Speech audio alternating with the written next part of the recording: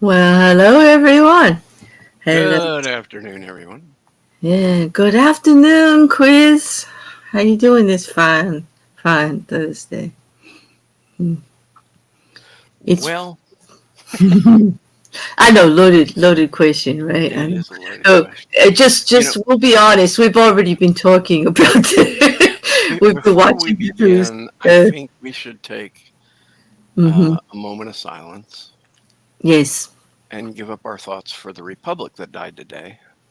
yes, and the death of common sense in gun control laws and responsible judgery or whatever you want to call it. So much for being Political unbiased. judging has now Yes, happened. yes. So for being like the greater good and being unbiased, Yeah, So we no longer have a in our neutral court, heads, therefore we're fucked. we do not have a neutral court. This is for sure. Today definitely sealed that for me.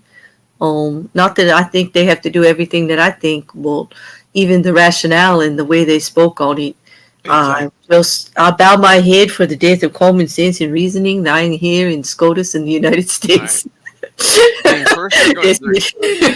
the next thing they're going to announce is, that the state should be allowed Mm-hmm. to govern the woman's uterus, but states shouldn't be allowed to govern gun sales. Yeah, Um, I know. Stay out of my uterus, but I can hide a big weapon now. But I can't make my own that's decisions. right. Mm, yeah, it's terrible. Hawk's call, is that any better? I'm trying to balance the volume between the two of us here, quiz, or will you Oh, I'm speak sorry. up? Should I speak up?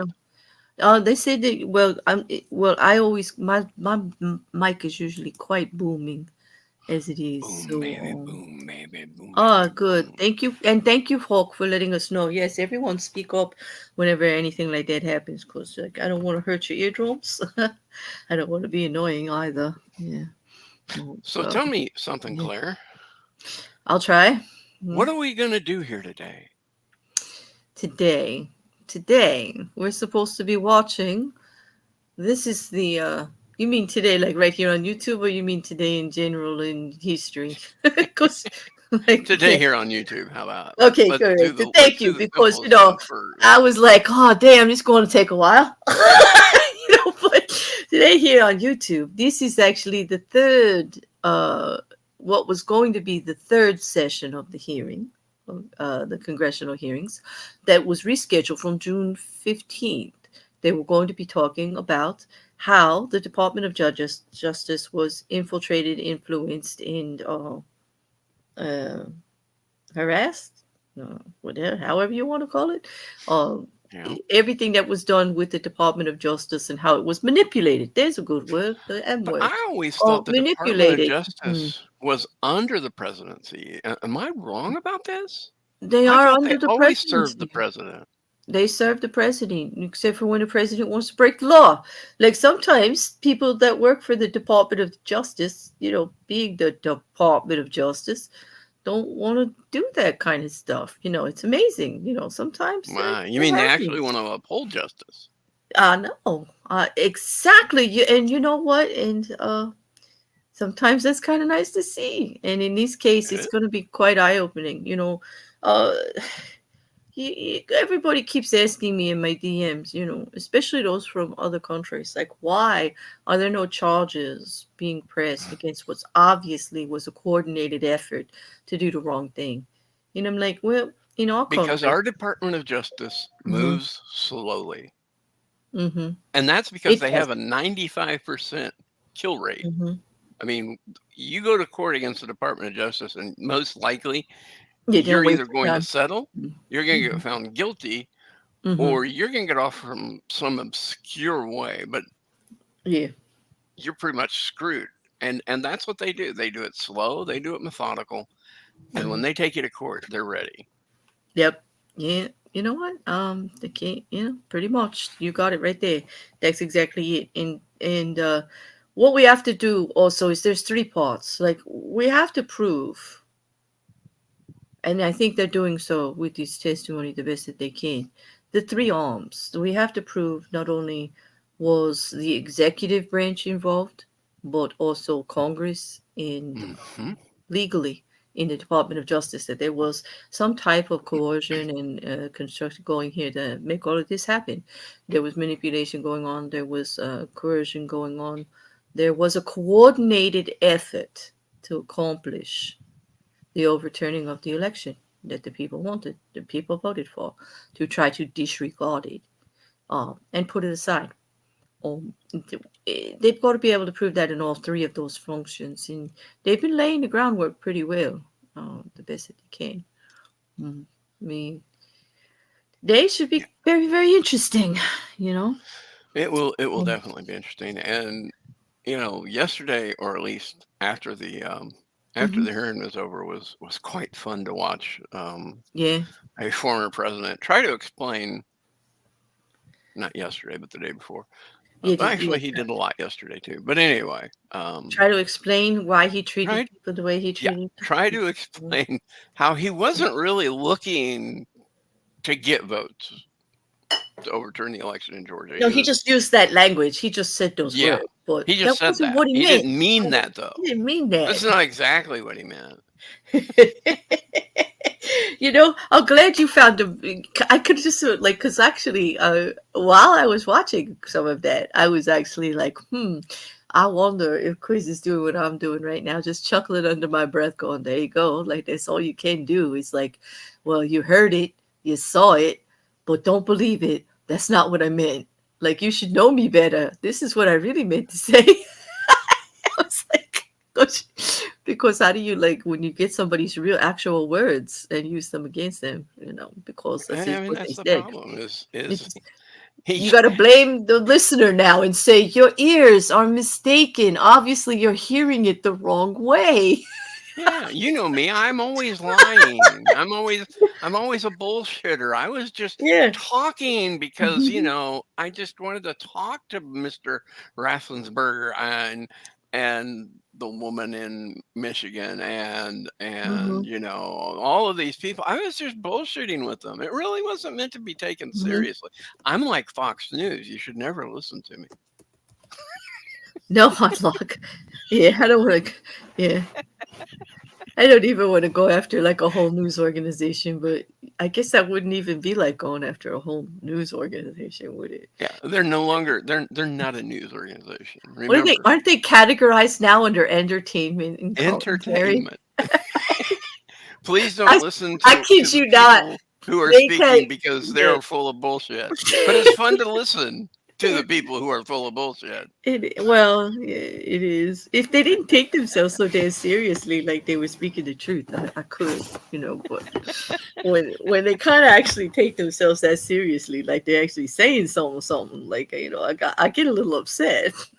If I had a few $1 billion just sitting around, I think I would open my own quote unquote entertainment news company Oh, would and you? just Yeah. be completely um, sarcastic in everything I did. I would What would that take. interview be like? Like, how could Oh, I interview for that company? Let's see. wouldn't Did that that be do fun very though? well? It would be fun. I would definitely go out for it. I would be like, yes, have you seen my channel? I'm going from commentary and entertainment now into news and stuff. Like, Entertainment news. Yeah, it has to be yeah. entertainment But news. right, but I still want to be like half naked, and I still want to say what I say. And oh, by the way, I'm sarcastic as You'll be fuck. on cable. You Can can I be you have? can be Can I have a completely show, naked. We don't please? mind. Can I have a show, please? Bear here, little mouthy bear. Yeah, sure, throw one at me, dude. We'll Mhm. model it after a certain Fox network. Well, then I definitely get a show, right? Because, like, how could I not? You Like, could be I the don't. Tucker. I, bear You could be our Tucker. Tucker Bear. Tucker No, do Bear. not hashtag that, people. I do not want to see that on Twitter. Do not start calling me Tucker Bear. Like, inside joke quiz. Ruining my life. And they watch the Bears' YouTube somewhat career just fizzle in fight right before her eyes as a new hashtag was promoted. Tucker Bear. Tucker Bear. Tucker Bear. Well, at People least we make it. didn't say Bear Tucker. This is true. This is true. Oh, All in how Mrs. you play it. Cassandra, hello. And Autistic Shield, thank you very much for being here and modding. Always grateful. Thank you. Thank you. Oh, T King, nice to see you. Jean, Robski, Kyle's Goldfish. It's really nice to see you guys. Well, it's going to be different today. It's going to be, We I'm will a little see. nervous. I don't know about you. I'm a little bit nervous about, I'm hoping they finding pull out how something sketchy smart. one of the I most, mean, this the is and this is one of foundation the this is one is. of the things that hasn't been covered in the news a lot, even after January 6th happened. Yeah. Because the news hit on all the big stuff, but they did not really take a lot of time into the DOJ. Mm, And that was because Bill Barr wasn't going to talk to him. And nobody at the DOJ was just going to come out and say what happened because that's just not how they operate. no, But just now not. they're being asked to come in front of a congressional committee and they don't have a choice. Hmm. Come in and tell your story because we want to know. And they're just not, they're just, I don't know. To me, the Department of Justice has always been the foundation, even though I know there's three branches of government. There's the Congress, there's executive, but there's the Department of Justice. That's how we do things here in the, that's how we do And everything here in the United and States. and and You know? up until Donald Trump, the Department of Justice was an independent branch. It was an Mhm. independent department. Nobody, told them what to do. Nobody said, well, you need to do it like this, or, you need to stop, going after Hunter Biden, or you need to start going towards Hillary. Mhm. No, nobody did that. Nope. And not only did President Trump do it, he did it out in the open. I mean, he would be in a speech yakking, as he usually Mhm. does, just, doing mouth diarrhea. And then Yeah. suddenly he said, the Department of Justice should really go check on Hillary Clinton. And I don't understand why the DOJ hasn't, arrested Mhm. Hunter Yep. Biden. And, it's like, oh Mhm. my God, this is unprecedented for a president to come out and say this kind of stuff.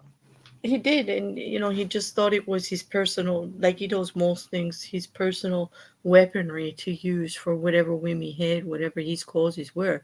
Forgetting that, like how things work. I mean, don't forget we were dealing with a man who refused to understand or acknowledge precedent or the way things were done.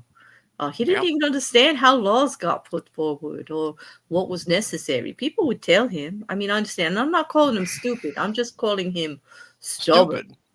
Stupid. Not stupid. I think if he wanted to, he could understand. He chose not to. Repeatedly, he doesn't have a good foundation. Oh, I'm sorry. That just makes him insane. Yeah, well, he didn't have a good foundation of what was actually expected of him in the job. He had a totally different opinion of what they had to explain to him many times over why he couldn't do certain things that he wanted to do. Why actually everybody had to get approved to be in the White House. Why you had to go through security clearances. And he Why was it was really upset important. by that Yeah, because all of his, nobody in his all of family his, could pass.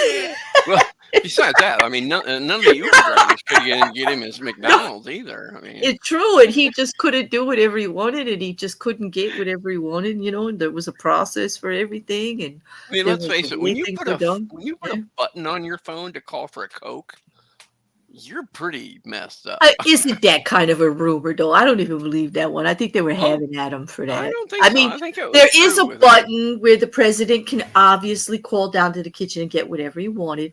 I mean, they used to make fun of Obama because he ate like 6 almonds a day as part of a balanced snack, like for brain food, something, you What's know. wrong with And that? there's nothing, but like they would make fun of him for that. So I think that's why they're making fun of him about the Coke or the burgers and stuff like that. I mean, he did have a very precise diet. I've heard that before. Oops, we're on. Here we go, people. Let me get you. The You got Select me. Committee to investigate the January 6th attack on the United States Capitol How is will the be in order. sound, everyone? I don't want to Without talk to objection, it. the A chair is little louder. authorized to declare the committee in recess at any point. Pursuant to House Deposition Authority Regulation 10, The chair announces the committee's approval to release the deposition material presented during today's hearing. Good afternoon. In our previous hearings, the Select Committee showed that then President Trump applied pressure at every level of government, from local election workers up to his own vice president, hoping public servants would give in to that pressure and help him steal an election he actually lost. Today, we'll tell the story of how the pressure campaign also targeted the federal agency charged with enforcement of our laws, the Department of Justice. We already covered part of Mr. Trump's effort. We heard from Attorney General Bill Barr tell the story and the committee about the baseless claims Mr. Trump wanted the Justice Department to investigate, and that Mr. Barr viewed those claims as nonsense. Today, we'll hear from Jeffrey Rosen, the person Mr. Trump appointed to run the Justice Department after Attorney General Barr resigned. We'll hear from other senior Justice Department officials also. Together, these public servants resisted Mr. Trump's effort to misuse the Justice Department as part of his plan to hold on to power. And we will show that Trump's demands that the department investigate baseless claims of election fraud continued into January 2021. But Donald Trump didn't just want the Justice Department to investigate. He wanted the Justice Department to help legitimize his lies, to basically call the election corrupt, to appoint a special counsel to investigate alleged election fraud, to send a letter to 6 state legislatures urging them to consider altering the election results.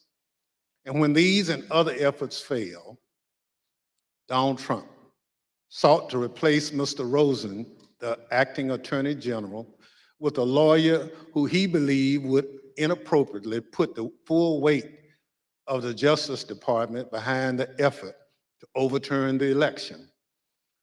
Let's think about what that means. Wherever you live in the United States, there's probably a local government executive, a mayor, or a county commissioner.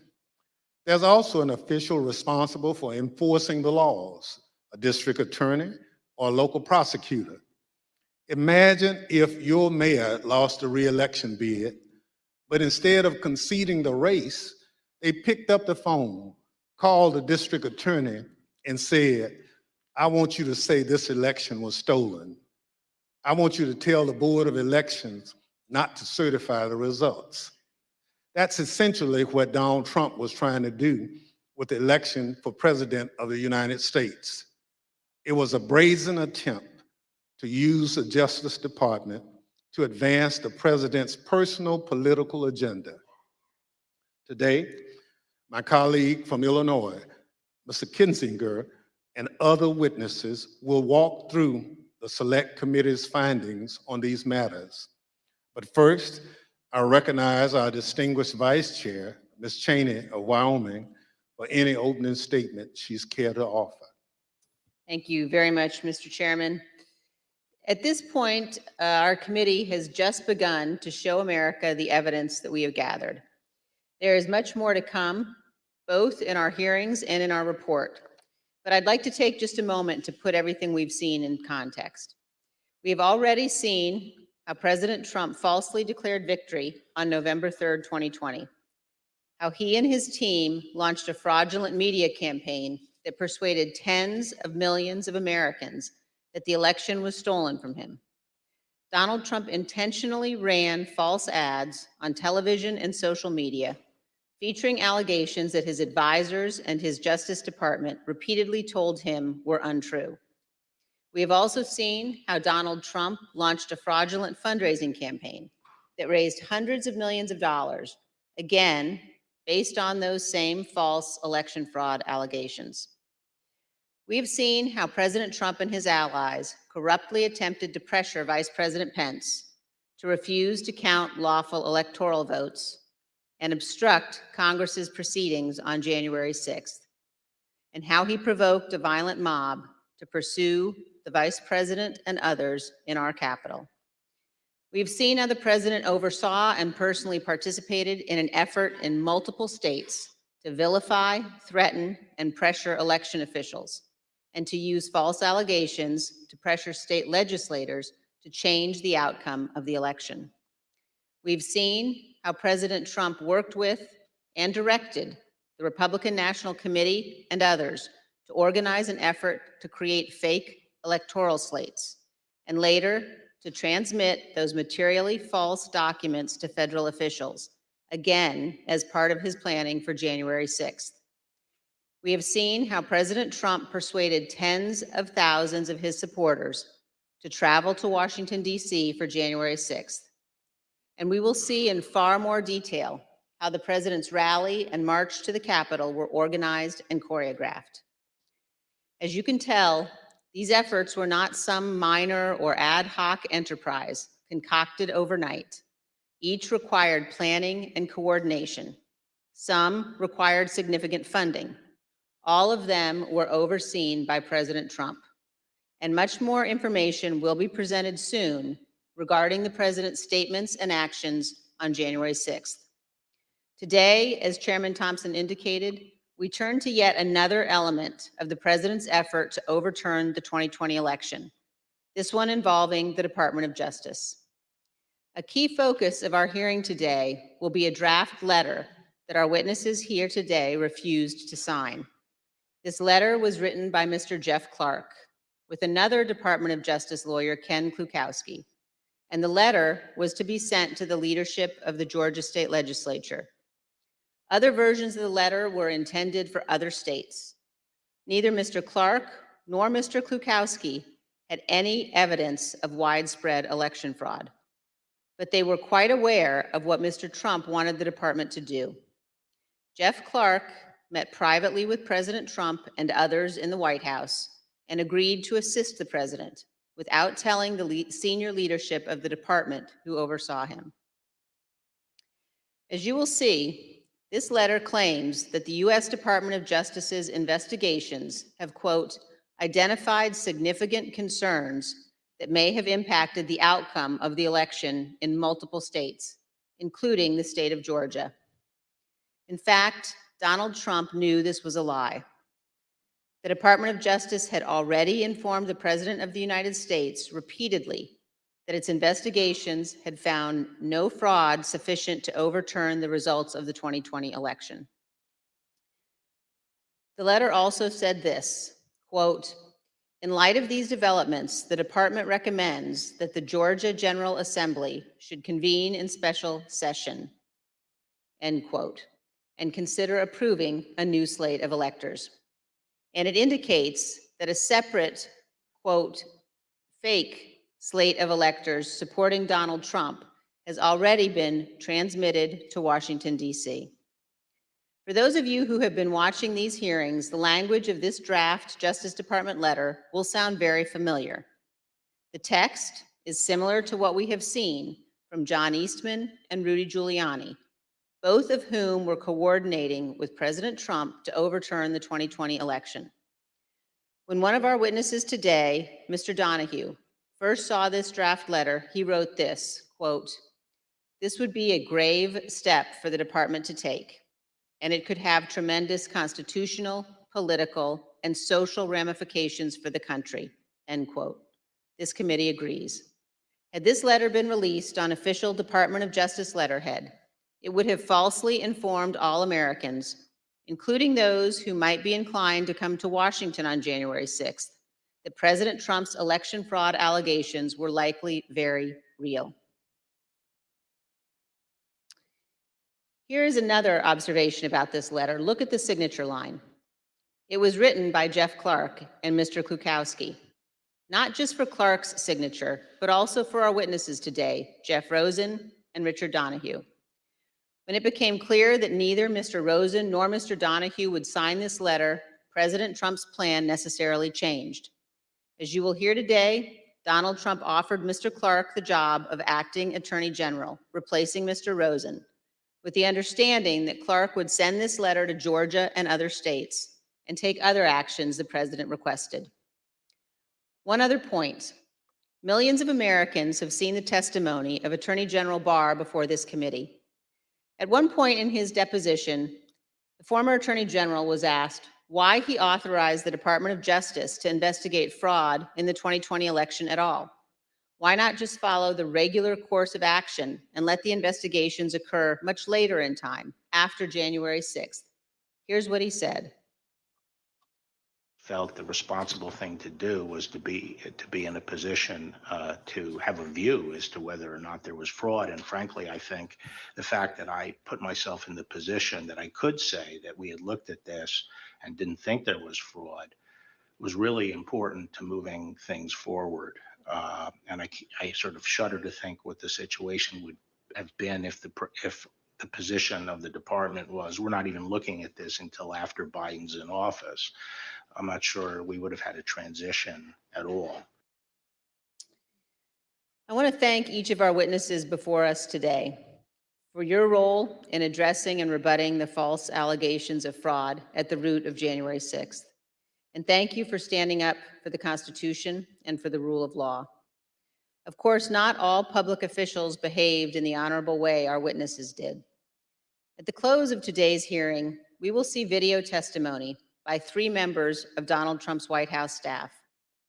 They will identify certain of the members of Congress who contacted the White House after January 6th to seek presidential pardons for their conduct. Thank you, Mr. Chairman. I yield back. Without objection, the chair recognizes the gentleman from Illinois, Mr. Kinzinger, for an opening statement. Thank you. Thank you, Mr. Chairman, and thank you to our witnesses for being here. I'd like to start with a personal story. So in May of 2009, I returned from service in Iraq and I announced my intention to run for Congress. A big reason I decided to run for Congress was my motivation to ensure freedom and democracy were defended overseas. I remember making a commitment out loud a few times and in my heart repeatedly, even to today, that if we are going to ask Americans to be willing to die in service to our country, we as leaders must at least be willing to sacrifice our political careers when integrity and our oath requires it. After all, losing a job is nothing compared to losing your life. Within the halls of power, in the face of a president, that commitment can easily be forgotten. Presidential pressure can be really hard to resist. Today, we'll focus on a few officials who stood firm against President Trump's political pressure campaign. When the president tried to misuse the department and install a loyalist at its helm, these brave officials refused and threatened to resign. They were willing to sacrifice their careers for the good of our country. The Department of Justice is unique in the executive branch. The president oversees the Department of Justice, yet the president's personal or partisan interests must not shape or dictate the department's actions. The president cannot and must not use the department to serve his own personal interest, and he must not use its people to do his political bidding, especially when what he wants them to do is to subvert democracy. The president cannot pervert justice nor the law to maintain his power. Justice must, both in fact and law, be blind. That is critical to our whole system of self-governance. During this hearing, you'll hear time and time again about the president's request to investigate claims of widespread fraud. Our witnesses, Mr. Rosen, Mr. Donoghue, and Mr. Engel, stood firm in the face of overbearing political pressure because they understood that their oath was to the Constitution and not to the personal or political interests of the president.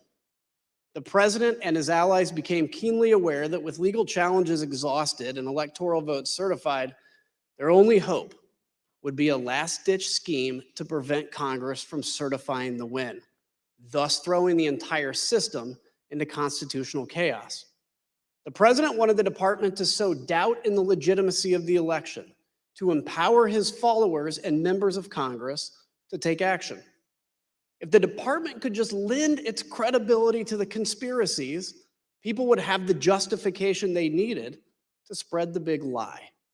So President Trump ultimately wanted the Department of Justice to say the election was, quote, corrupt and, quote, leave the rest to me and the Republican congressmen. As you will hear today, the department's top leadership refused. Not surprisingly, President Trump didn't take no for an answer. He didn't accept it from Attorney General Barr, and he wouldn't accept it from Mr. Rosen either. So he looked for another Attorney General, his third in 2 weeks. He needed to find someone who was willing to ignore the facts. That is not the norm. Let's look at what attorneys general, Democrats and Republicans alike, have said about upholding their oath to the Constitution. Attorney General ultimately owes his loyalty to the integrity of the American people and to the fidelity to the Constitution and the legitimate laws of the country. That's what he's ultimately required to do. I will be an independent attorney general. I will be the people's lawyer. If, however, there were an issue that I thought were that significant that would compromise my ability to serve as attorney general in the way that I have described, that as the people's lawyer, I would not hesitate to resign. As you and I discussed, if the president proposed to undertake a course of conduct that was in violation of the Constitution, that would present me with a difficult but not a complex problem. I would have two choices. I could either try to talk him out of it or leave. Those are the choices. The Attorney General's position as a cabinet member is perhaps unique from all of the cabinet members. Yes, a member of the president's cabinet, but the Attorney General has a unique responsibility to provide independent and objective advice to the president or any agency when it is sought, and sometimes perhaps even when it is not sought. Everyone in that video, from Eric Holder to Jeff Sessions, spoke as one about the independence of the department. It's a point of pride at Justice to apply the law without the president's political self-interests tainting its actions or dictating how it uses its authorities. But President Trump did find one candidate at Justice who seemed willing to do anything to help him stay in power. Let's hear what President Trump's own lawyer, Eric Hirschman, had to say about Jeff Clark's plan to overturn the election. I'd like to advise viewers this video contains some strong language. And when he finished discussing what he planned on doing, I said, good fucking, excuse me, sorry, effing a-hole. Congratulations, you just admitted a first step or act you take as Attorney General would be committing a felony and violating Rule 6C. You're clearly the right candidate for this job. So who's Jeff Clark?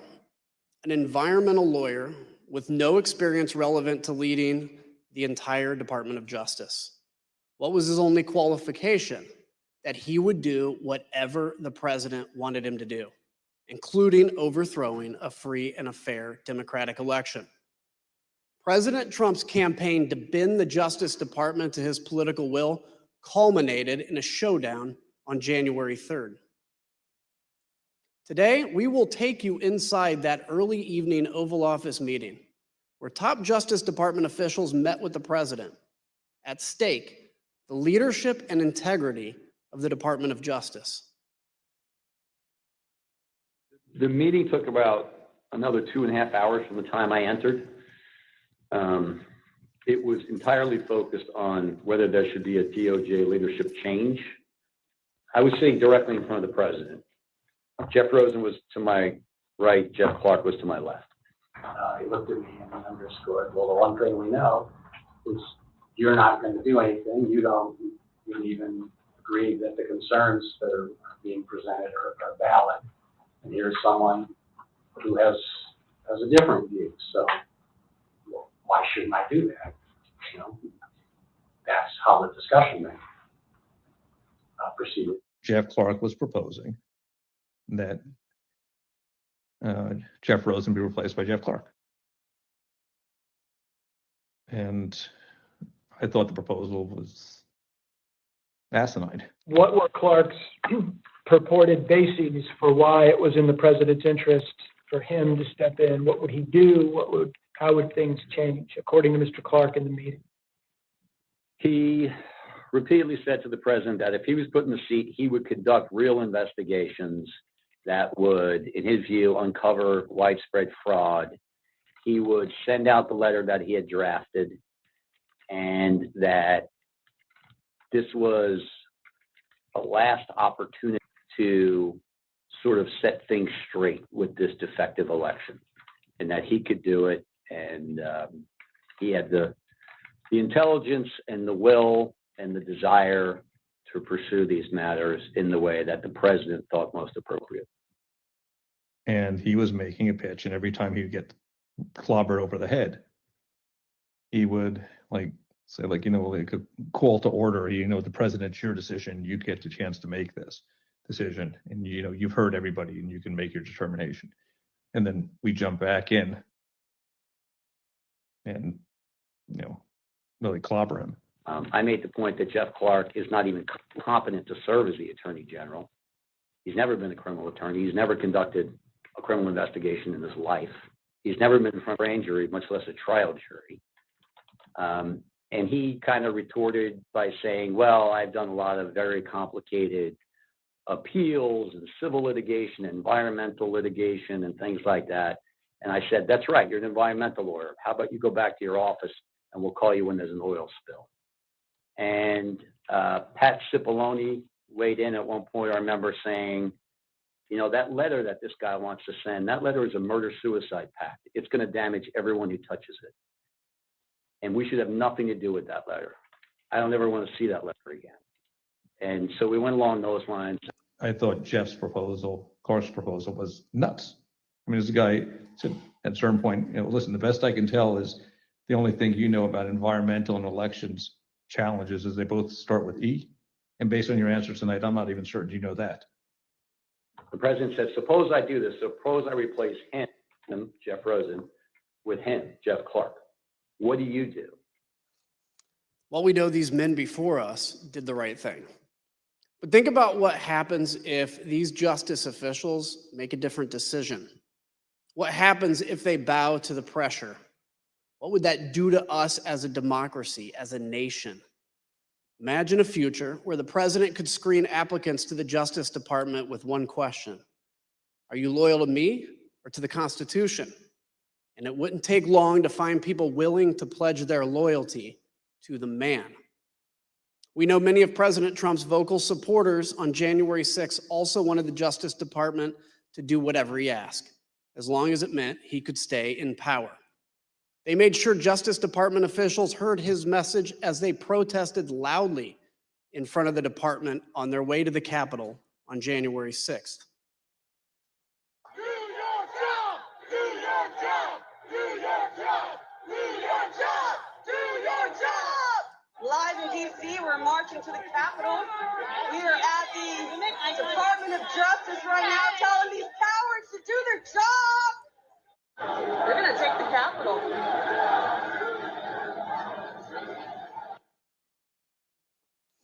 I want to take a moment now to speak directly to my fellow Republicans.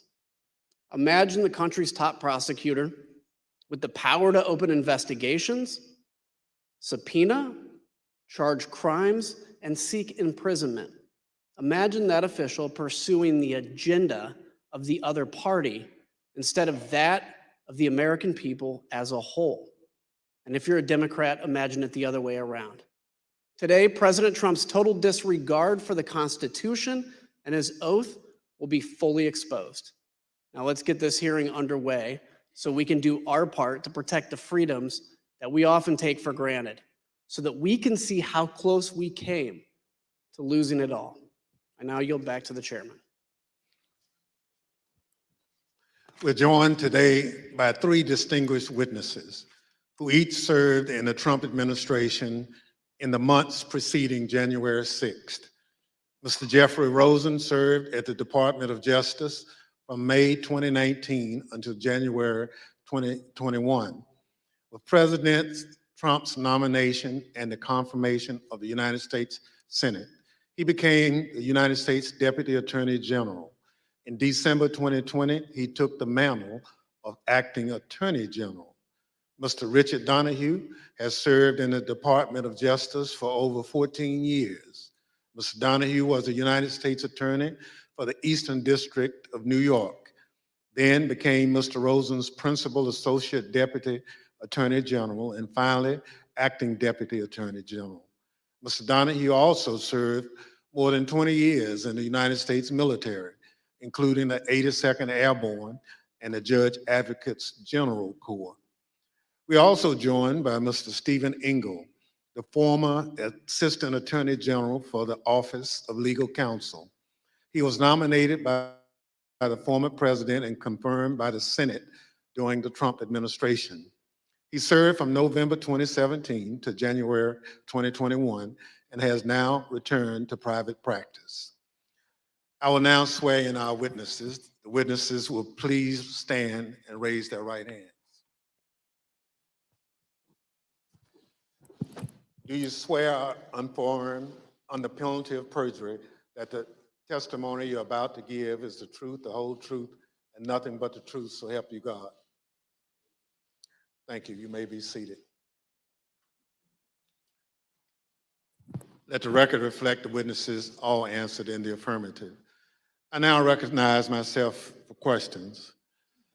First of all, gentlemen, thank you for being here today. All of you served at former President Trump's pleasure at the Department of Justice in top leadership positions with tremendous responsibilities. Former Attorney General Bill Barr told the Select Committee that before he left the department in December 2020, he told President Trump on at least 3 occasions there was no evidence of widespread election fraud that would have changed the results of the presidential election, and refuted numerous specific claims of election fraud the president was making. Mr. Rosen, after Mr. Barr announced his resignation, did Donald Trump continue to demand that the Department of Justice investigate his claims of election fraud? Yes, he asserted that he thought the Justice Department had not done enough. Thank you. From the time you took over from Attorney General Barr until January 3rd, how often did President Trump contact you or the department to push allegations of election fraud? So between December 23rd and January 3rd, the president either called me or met with me virtually every day, with 1 or 2 exceptions like Christmas Day. And before that, because I had been announced that I would become the acting attorney general before the date I actually did, the president had asked that Rich Donoghue and I go over and meet with him, I believe on December 15th as well. So after you had some of these meetings and conversations with the president, what things did the president raise with you? So the common element of all of this was the president expressing his dissatisfaction that the Justice Department, in his view, had not done enough to investigate election fraud. But at different junctures, other topics came up at different intervals. So at one point, he had raised the question of having a special counsel for election fraud. At a number of points, he raised requests that I meet with his campaign counsel, Mr. Giuliani. At one point, he raised the whether the Justice Department would file a lawsuit in the Supreme Court. At a couple of junctures, there were questions about making public statements or about holding a press conference. One of the later junctures was this issue of sending a letter to state legislatures in Georgia or other states. And so there were different things raised at different parts of, or different intervals, with the common theme being his dissatisfaction about what the Justice Department had done to investigate election fraud. I will say that the Justice Department declined all of those requests that I was just referencing because we did not think that they were appropriate based on the facts and the law as we understood them. Thank you. So, Mr. Donoghue, on December 15th, the day after Attorney General Barr announced his resignation, the president summoned you and Mr. Rosen to the White House. At this meeting with the president, what did he want to discuss? There were a number of topics of discussion that day, Mr. Chairman. Much of the conversation focused on a report that had been recently released relating to Antrim County in Michigan. I believe on December 13th, an organization called the Allied Security Group issued a report that alleged that the Dominion voting machines in that county had a 68% error rate. The report was widely covered in the media. We were aware of it. We obtained a copy of it on the 14th of December, the day prior. We circulated to the U.S. attorneys in Michigan for their awareness. And we had a number of discussions internally, but the conversation with the president on that day, the 15th, was largely focused on that. And he was essentially saying, have you seen this report? He was adamant that the report must be accurate, that it proved that the election was defective, that he in fact won the election, and the department should be using that report to basically tell the American people that the results were not trustworthy. And he went on to other theories as well, but the bulk of that conversation on December 15th focused on Antrim County, Michigan, and the ASOG report. Thank you. Mr. Engel, we know that Attorney General Barr announced on December 1st, 2020, that the Department of Justice had found no evidence of widespread fraud that could have changed the outcome of the election. So from December 1st, 2020 until today, as you sit here, have you ever doubted that top line conclusion? No, I've never had any reason to doubt Attorney General Barr's conclusion. Thank you. Pursuant to Section 5C8 of House Resolution 503, the chair now recognizes the gentleman from Illinois, Mr. Kinzinger, for questions. Thank you, Mr. Chairman. In the weeks leading to January 6th, the Department of Justice was fielding almost daily requests from the president to investigate claims of election fraud. Each claim was refuted time and time again, an effort Attorney General Barr described as whack-a-mole.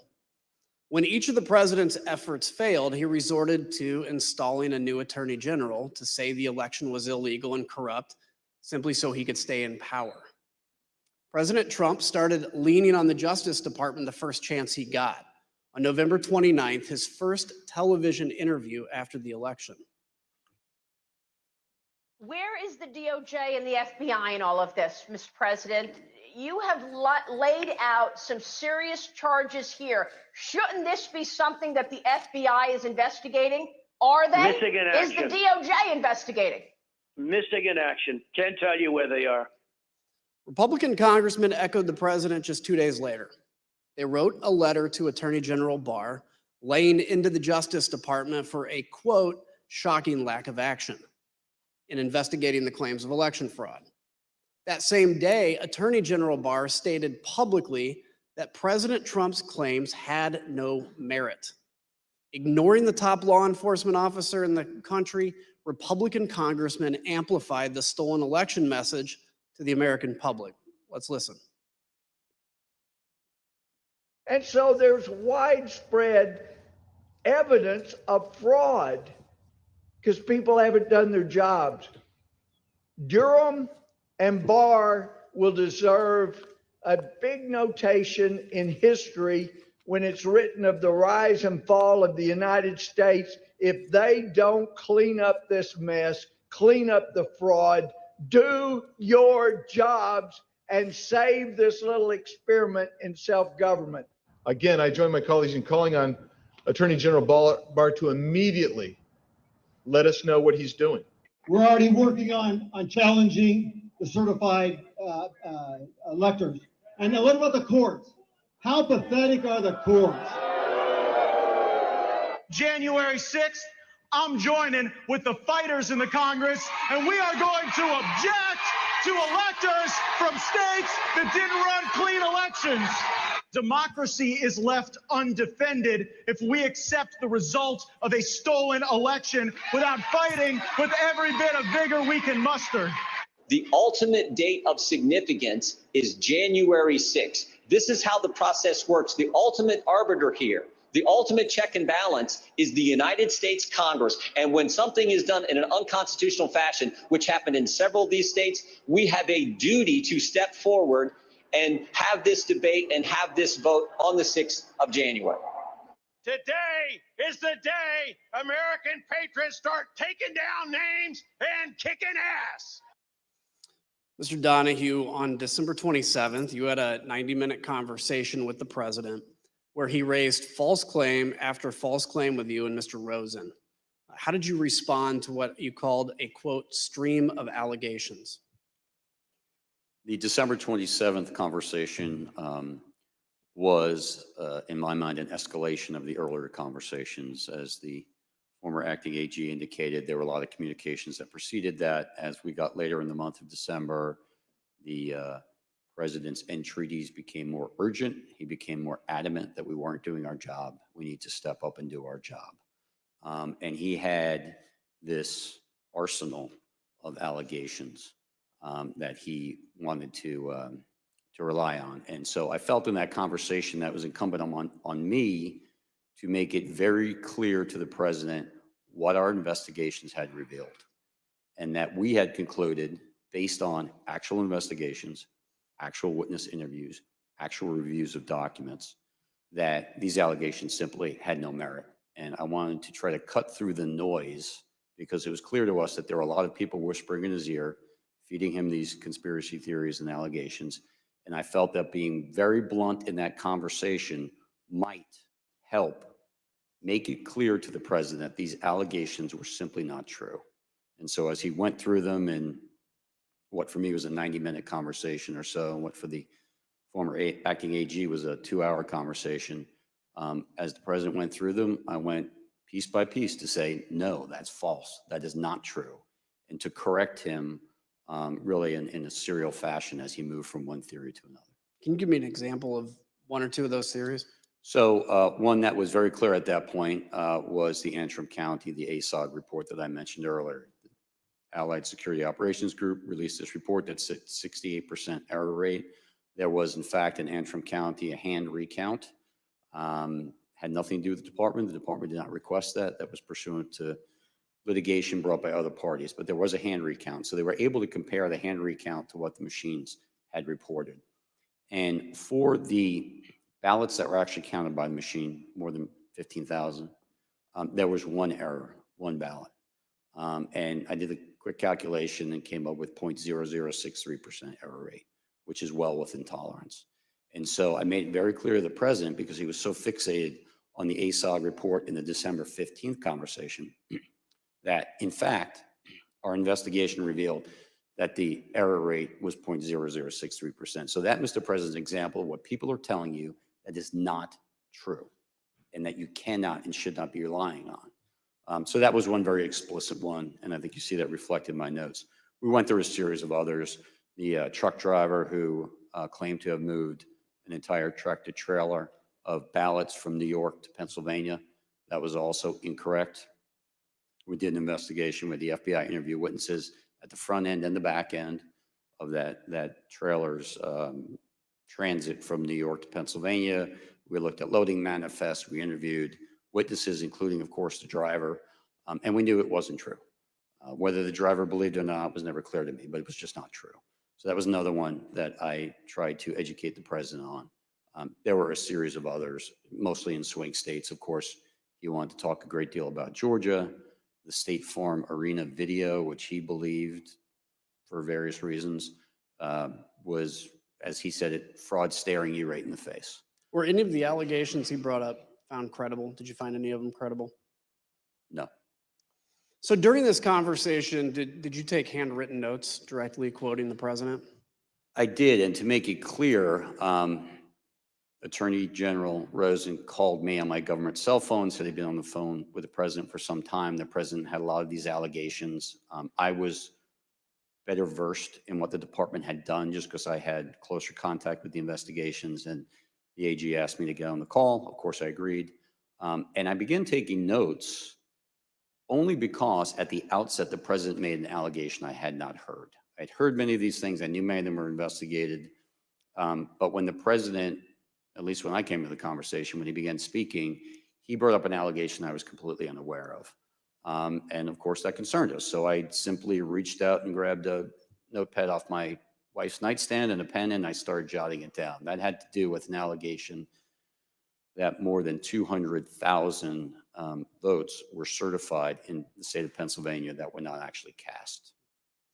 Sometimes the president would say it was 205, sometimes he would say it was 250, but I'd not heard this before, and I want to get the allegation down clearly so that we can look into it if appropriate. And that's why I started taking those notes. And then as the conversation continued, I just continued to take the notes. Let's take a look at the notes, if we could right now. As we can see on the screen, you actually quote President Trump asking, "Where's DOJ?" just like we heard him say in his first television interview. How did you respond to that? So both the acting AG and I tried to explain to the president on this occasion and on several other occasions that the Justice Department has a very important, very specific, but very limited role in these elections. States run their elections. We are not quality control for the states. We are obviously interested in and have a mission that relates to criminal conduct in relation to federal elections. We also have related civil rights responsibilities. So we do have an important role. But the bottom line was, if a state ran their election in such a way that it was defective, that is to the state or Congress to correct. It is not for the Justice Department to step in. And I certainly understood the president as a layman, not understanding why the Justice Department didn't have at least a civil role to step in and bring suit on behalf of the American people. We tried to explain that to him. The American people do not constitute the client for the United States Justice Department. The one and only client of the United States Justice Department is the United States government.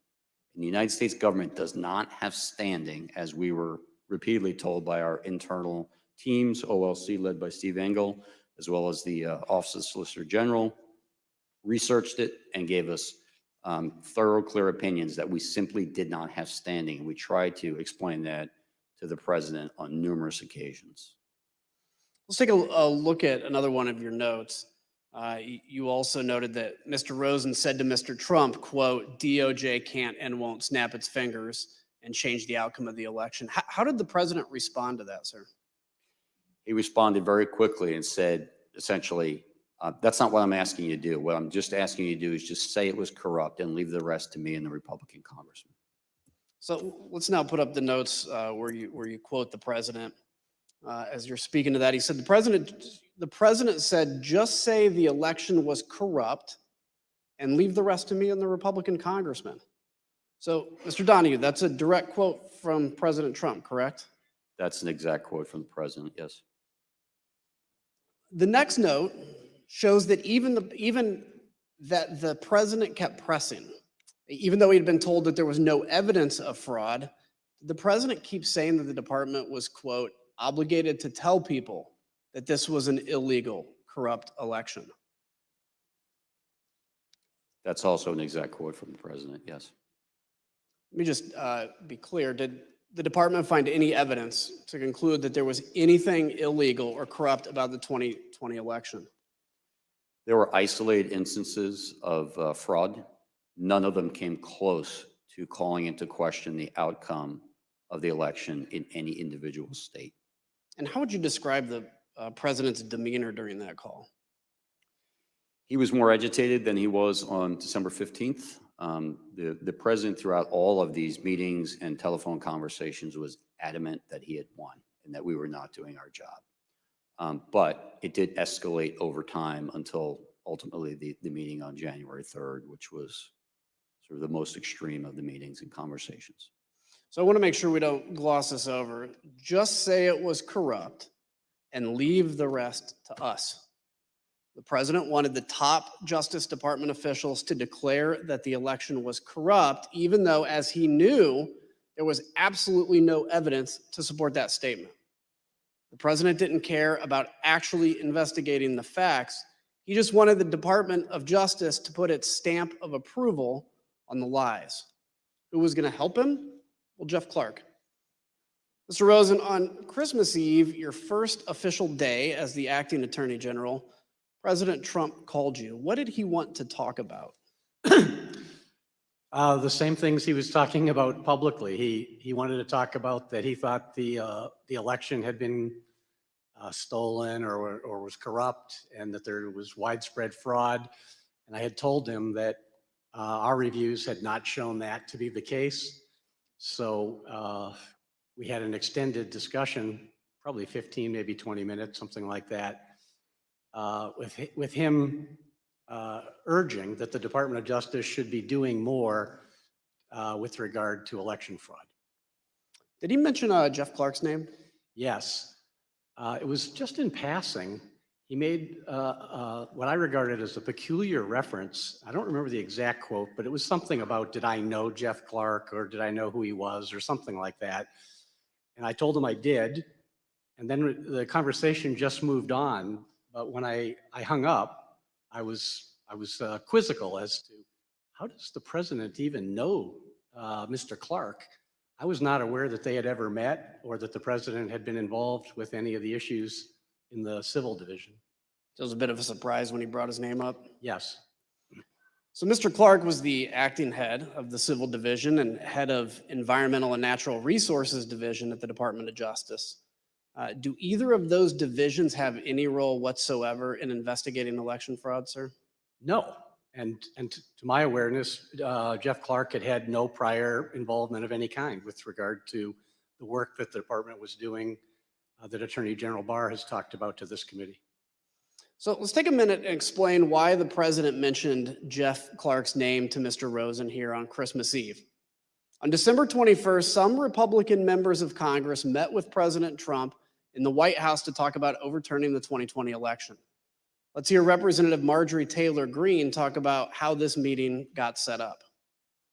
I was the only new member at the meeting. I called President Trump on Saturday and said, we've got to have a meeting. There's many of us that feel like this election has been stolen. So on the screen, you'll see that President Trump's Chief of Staff, Mark Meadows, tweeted about that meeting right after it happened.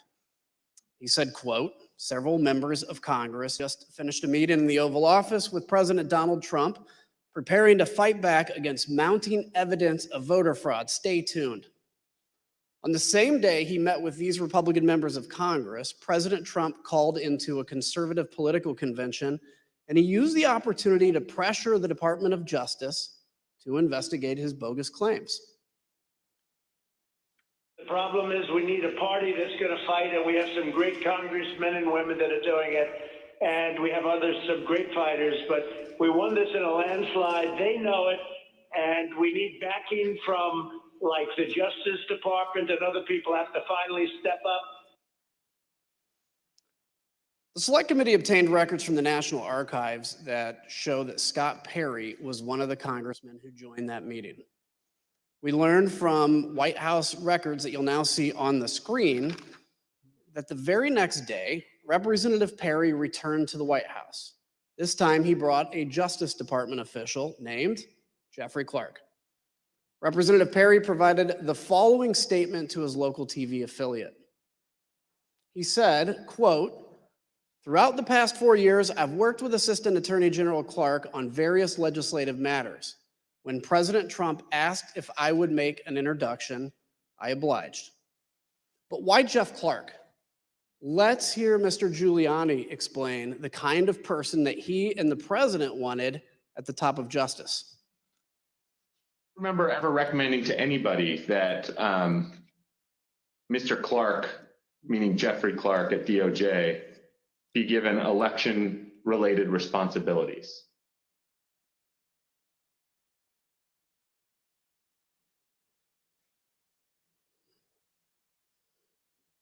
You mean beyond the president?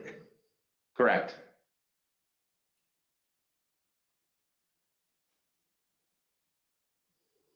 Well, beyond the president, I do recall saying to people that somebody should be put in charge of the Justice Department who isn't frightened of what's going to be done to their reputation. because Judgment was filled with people like that.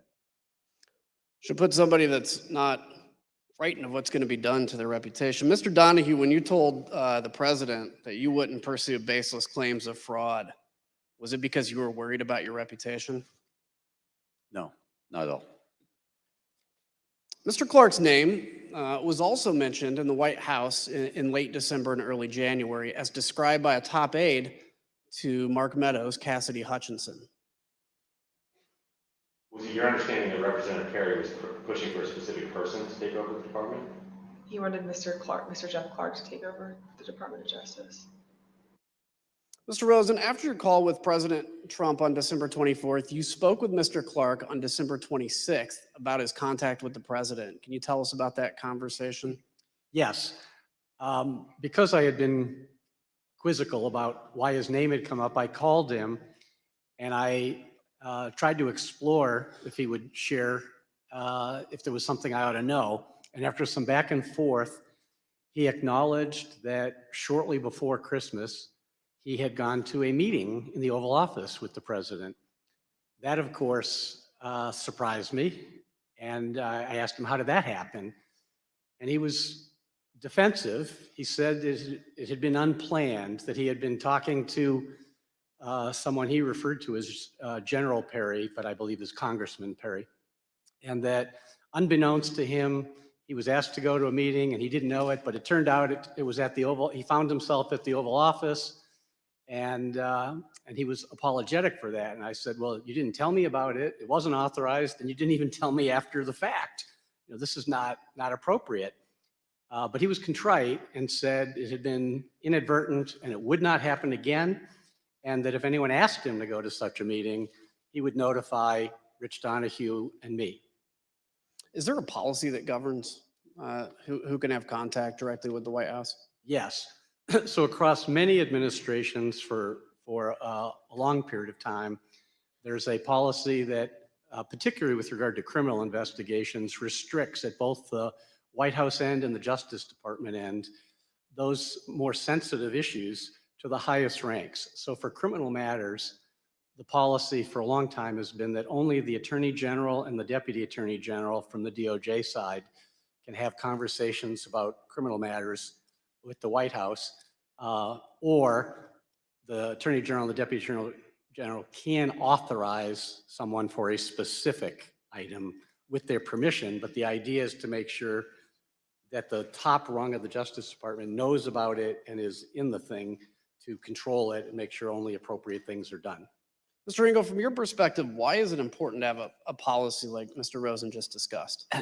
Well, it's critical that the Department of Justice conducts its criminal investigations free from either the reality or any appearance of political interference. And so people can get in trouble if people at the White House are speaking with people at the department. And that's why the purpose of these policies is to keep these communications as infrequent and at the highest levels as possible, just to make sure that people who are less careful about it, who don't really understand these implications, such as Mr. Clark, don't run afoul of those contact policies.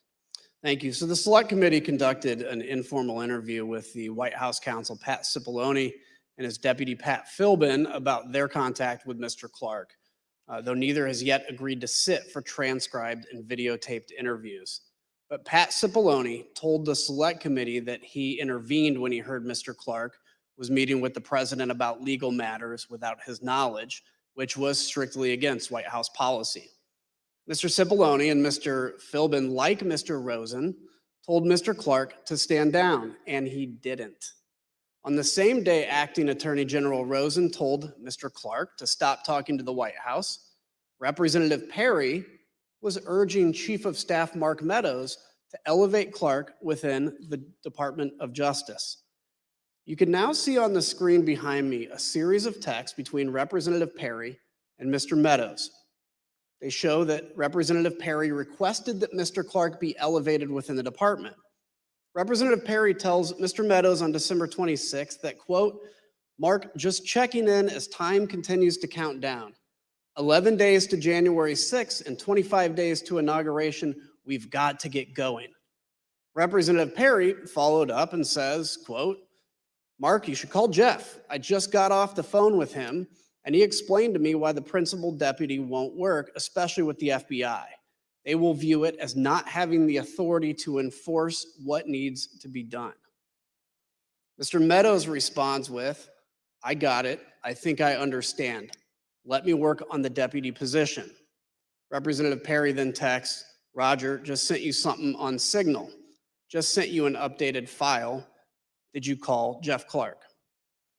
Mr. Donoghue, Representative Perry called you the next day on December 27th. Who told him to call you? My understanding is the president did at the outset of the call. Congressman Perry told me that he was calling at the behest of the president. What did he want to talk about? You want to talk about Pennsylvania in particular? He gave me some background about, why he in particular doesn't trust the FBI and why the American people don't necessarily trust the FBI. And then he went into some allegations specific to Pennsylvania, which included, amongst others, this allegation that the Secretary of State had certified more votes than were actually cast.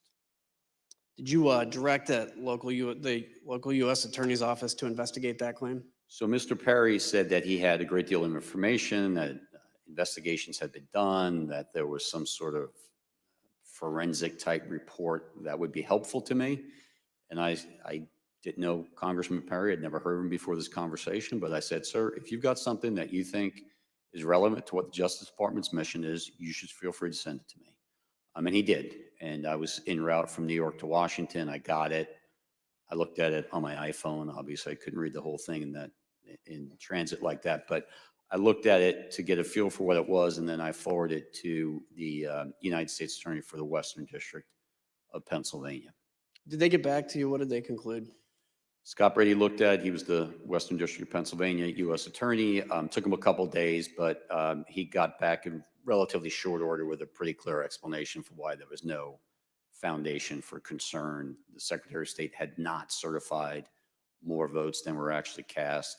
The difference between the 5.25 that was actually certified by the Secretary of State and the 5 million that was on a public-facing website was that the information on the website was incomplete because 4 counties had not uploaded their data. So no credibility to that. There was claim. 0 to that, right? During that call, did Scott Perry mention Mr. Clark, and what did he say about him, if so? He did. He mentioned Mr. Clark. He said something to the effect of, I think Jeff Clark is great, and I think he's the kind of guy who could get in there and do something about this stuff. And this was coming on the heels of the president having mentioned Mr. Clark in the afternoon call earlier that day. I'd like to yield to the gentlewoman from Wyoming, Vice Chair Cheney. Thank you very much, Mr. Kinzinger. I thank the gentleman for yielding. As we discussed earlier, at the center of Mr. Clark's plan to undo President Trump's election loss was a letter. Mr. Donoghue, on December 28th, Mr. Clark emailed you and Mr. Rosen a draft letter that he wanted you to sign and send to Georgia state officials. You testified that this could have, quote, grave constitutional consequences. Mr. Donoghue, can you tell us what you meant by that?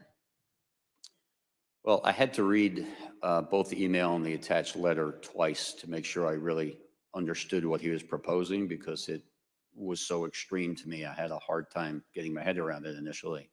But I read it and I did understand it for what he intended. And I had to sit down and sort of compose what I thought was an appropriate response. I actually initially went next door to the acting AG's office, but he was not there.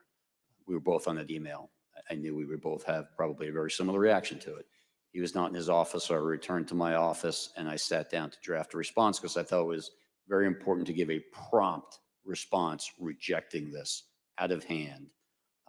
There were, in my response, I explained a number of reasons this is not the department's role to suggest or dictate to state legislatures how they should select their electors. But more importantly, this was not based on fact. This was actually contrary to the facts as developed by department investigations over the last several weeks and months. So I responded to that, and for the department to insert itself into the political process this way, I think would have had grave consequences for the country. it may very well have spiraled us into a constitutional crisis. And I wanted to make sure that he understood the gravity of the situation because he didn't seem to really appreciate it. And what was Mr. Clark's reaction when you sent this email to him? He didn't respond directly to the email, but we met shortly after that. After I sent the email, the acting AG returned. I went to his office. He had just read it. He had a very similar reaction to me. He was exasperated, and he told me that he had told one of his administrative assistants to get Jeff Clark up here. We want to talk to him face to face about this. And so the three of us then had a meeting probably around 1800 that night in the Deputy Attorney General's conference room. And one of the things that you said to Mr. Clark is, quote, "What you are doing is nothing less than the United States Justice Department meddling in the outcome of a presidential election." And I assume you conveyed that to him as well in your meeting that evening? Yes, in those very words. It was a very contentious meeting, but yes, that was said amongst other things. And despite this contentious meeting and your strong reaction to the letter, did Mr. Clark continue to push his concept in the coming days? He did, yes. We had subsequent meetings and conversations. The acting AG probably had more contact with him than I did. But between the 28th and the 2nd, when we had another in-person meeting, he clearly continued to move down this path. He began calling witnesses and apparently conducting investigations of his own. He got a briefing from DNI about purported foreign intelligence interference. And we thought perhaps once it was explained to him that there was no basis for that part of his concern, that he would retreat. But instead he doubled down and said, well, okay, so there's no foreign interference. I still think there are enough allegations out there that we should go ahead and send this letter, which shocked me even more than the initial one, because you would think after a couple of days of looking at this, he, like we, would have come to the same conclusion that it was completely unfounded. And when you learned that he had been calling witnesses and conducting investigations on his own, did you confront him? Yes. And what was his reaction? Got very defensive. You know, as I said, there were a series of conversations through that week. I certainly remember very specifically the conversation in the meeting on January 2nd. That got even more confrontational, but he was defensive and, you know, similar to his earlier reaction when I said this is nothing less than Justice Department meddling in an election. His reaction was, I think a lot of people have meddled in this election. And so he kind of clung to that and then spewed out some of these theories, some of which we'd heard from the president, but others which were floating around the internet and media, and just kept insisting that the department needed to act and needed to send those letters. The committee has also learned that Mr. Clark was working with another attorney at the department named Ken Klukowski, who drafted this letter to Georgia with Mr. Clark. Mr. Klukowski had arrived at the department on December 15th with just 36 days left until the inauguration. He was specifically assigned to work under Jeff Clark. And Mr. Klukowski also worked with John Eastman, who we showed you at our hearing last week was one of the primary architects of President Trump's scheme to overturn the election. The Georgia letter that we've been discussing specifically talks about some of Dr. Eastman's theories, including, quote, the purpose of the special session the department recommends would be for the General Assembly to determine whether the election failed to make a proper and valid choice between the candidates, such that the General Assembly could take whatever action is necessary to ensure that one of the slates of electors cast on December 14th will be accepted by Congress on January 6th. Committees also learned that the relationship between Dr. Eastman and Mr. Klukowski persisted after Mr. Klukowski joined the Justice Department. Let's take a look at an email recommending that Mr. Klukowski and Dr. Eastman brief Vice President Pence and his staff. Other recipients of this email included the Chief of Staff to Congressman Louis Gohmert. And the email says, as stated last week, I believe the Vice President and his staff would benefit greatly from a briefing by John and Ken. As I also mentioned, we want to make sure we don't overexpose Ken given his new position. This email suggests that Mr. Klukowski was simultaneously working with Jeffrey Clark to draft the proposed letter to Georgia officials to overturn their certified election and working with Dr. Eastman to help pressure the vice president to overturn the election. I want to thank all of our witnesses for being here today and for answering our questions about this letter and other issues. We asked Mr. Clark some of the same questions that we've asked you, and here's how he answered. Did you discuss this draft letter to Georgia officials with the President of the United States? Fifth, and executive privilege, again, just restated for the abundance of caution. Okay, if you look again at the draft letter in the first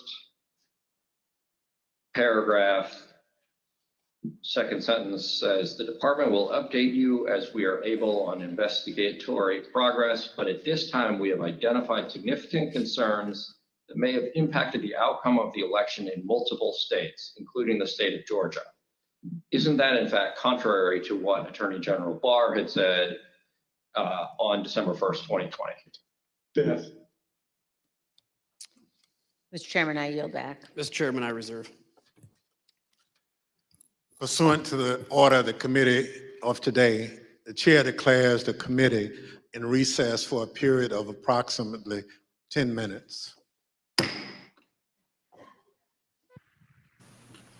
Well, that was a lot.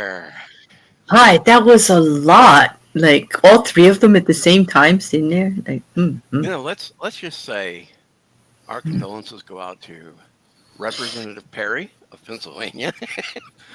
Yes. Screwing over his own career.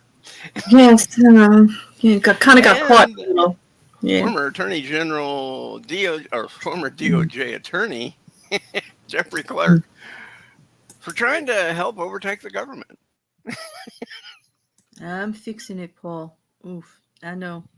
Yeah, you know what happens is I have to turn it up for you to hear the stream, and then I have to remember to turn it all the way back down again if I go to speak.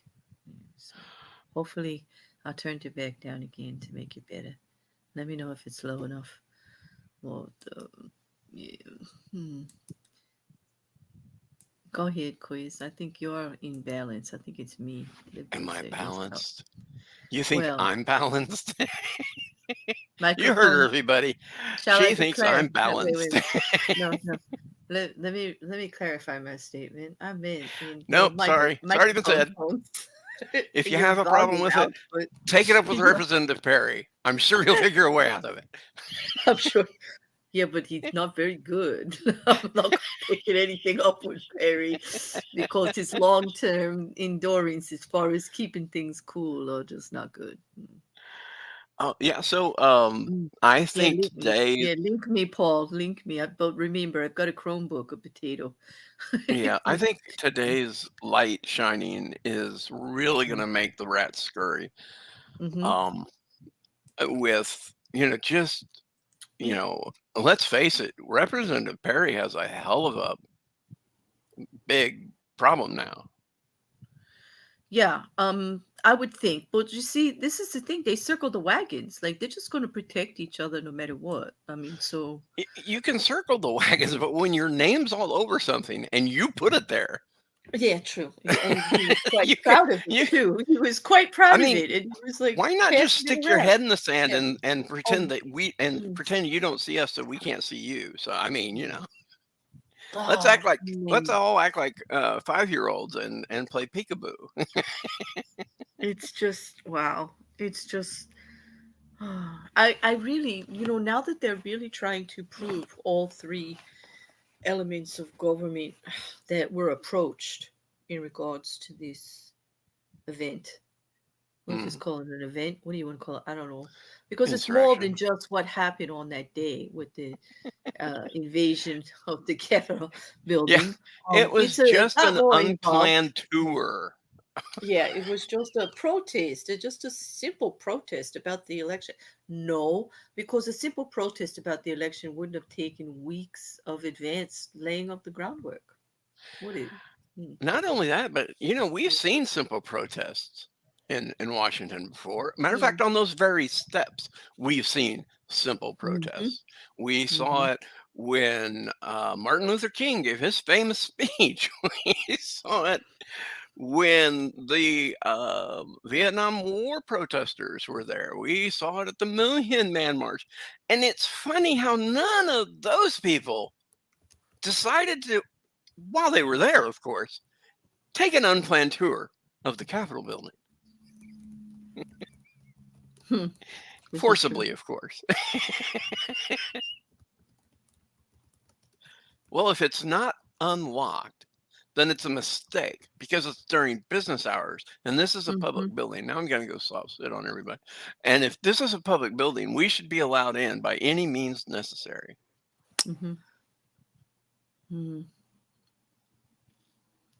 So that's, yeah, this today is really going to be ugly for not only the president or the former president, thank God, but for Jeffrey Clark. And, you know, I think Jeffrey Clark answering the fifth on those questions was completely appropriate for him.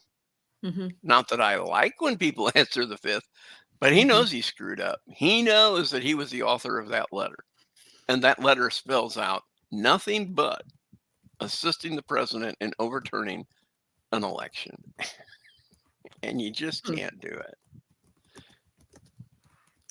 No, I get it, but you know, he definitely wasn't exactly qualified based on what we normally have in that position.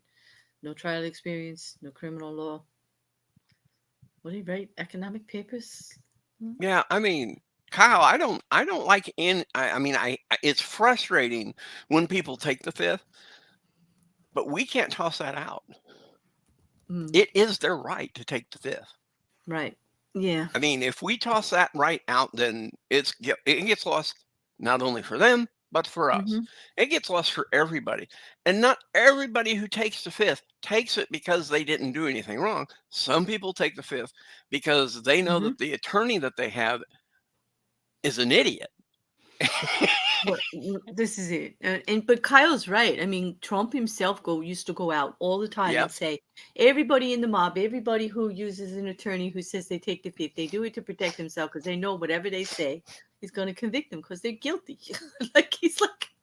He said they should just tell the truth. And every single member of his team is pleading the fifth. Like nobody wants to get involved. Why. This is the very reason why the DOJ has to do this step by step, carefully by carefully, because none of these people are going to be presented as witnesses against themselves. And remember, you do not have to join or to get on the stand and present evidence against yourself. I agree with So, that. If I don't like it. It's frustrating as hell.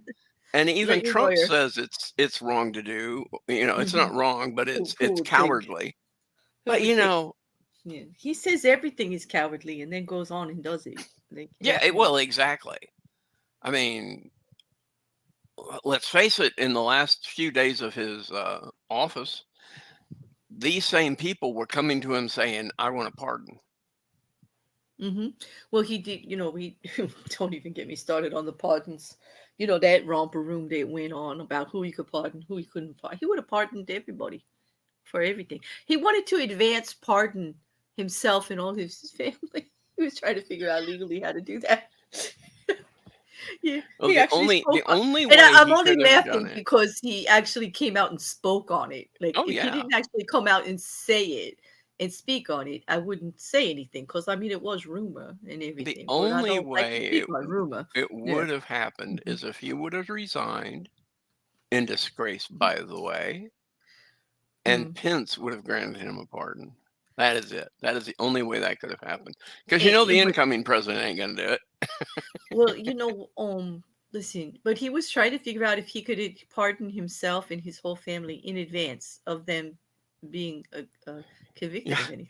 Here's a He wanted blanket to have pardon. it laying there waiting for them to like pull the trump card, you know?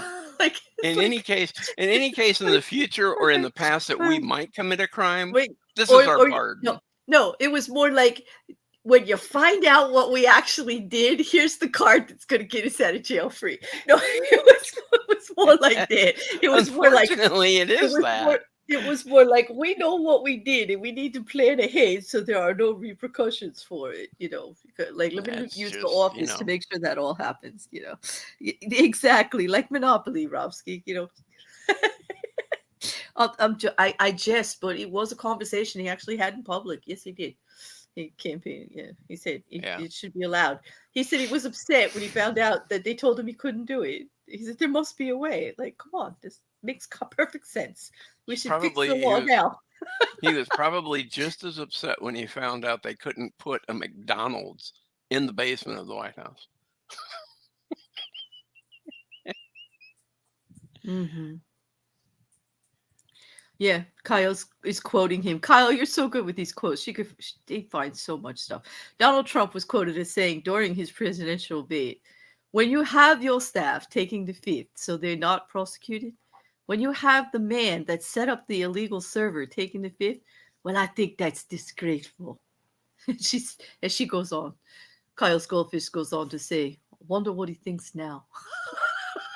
He probably thinks the same thing and doesn't even realize he's talking about himself. I'll tell you.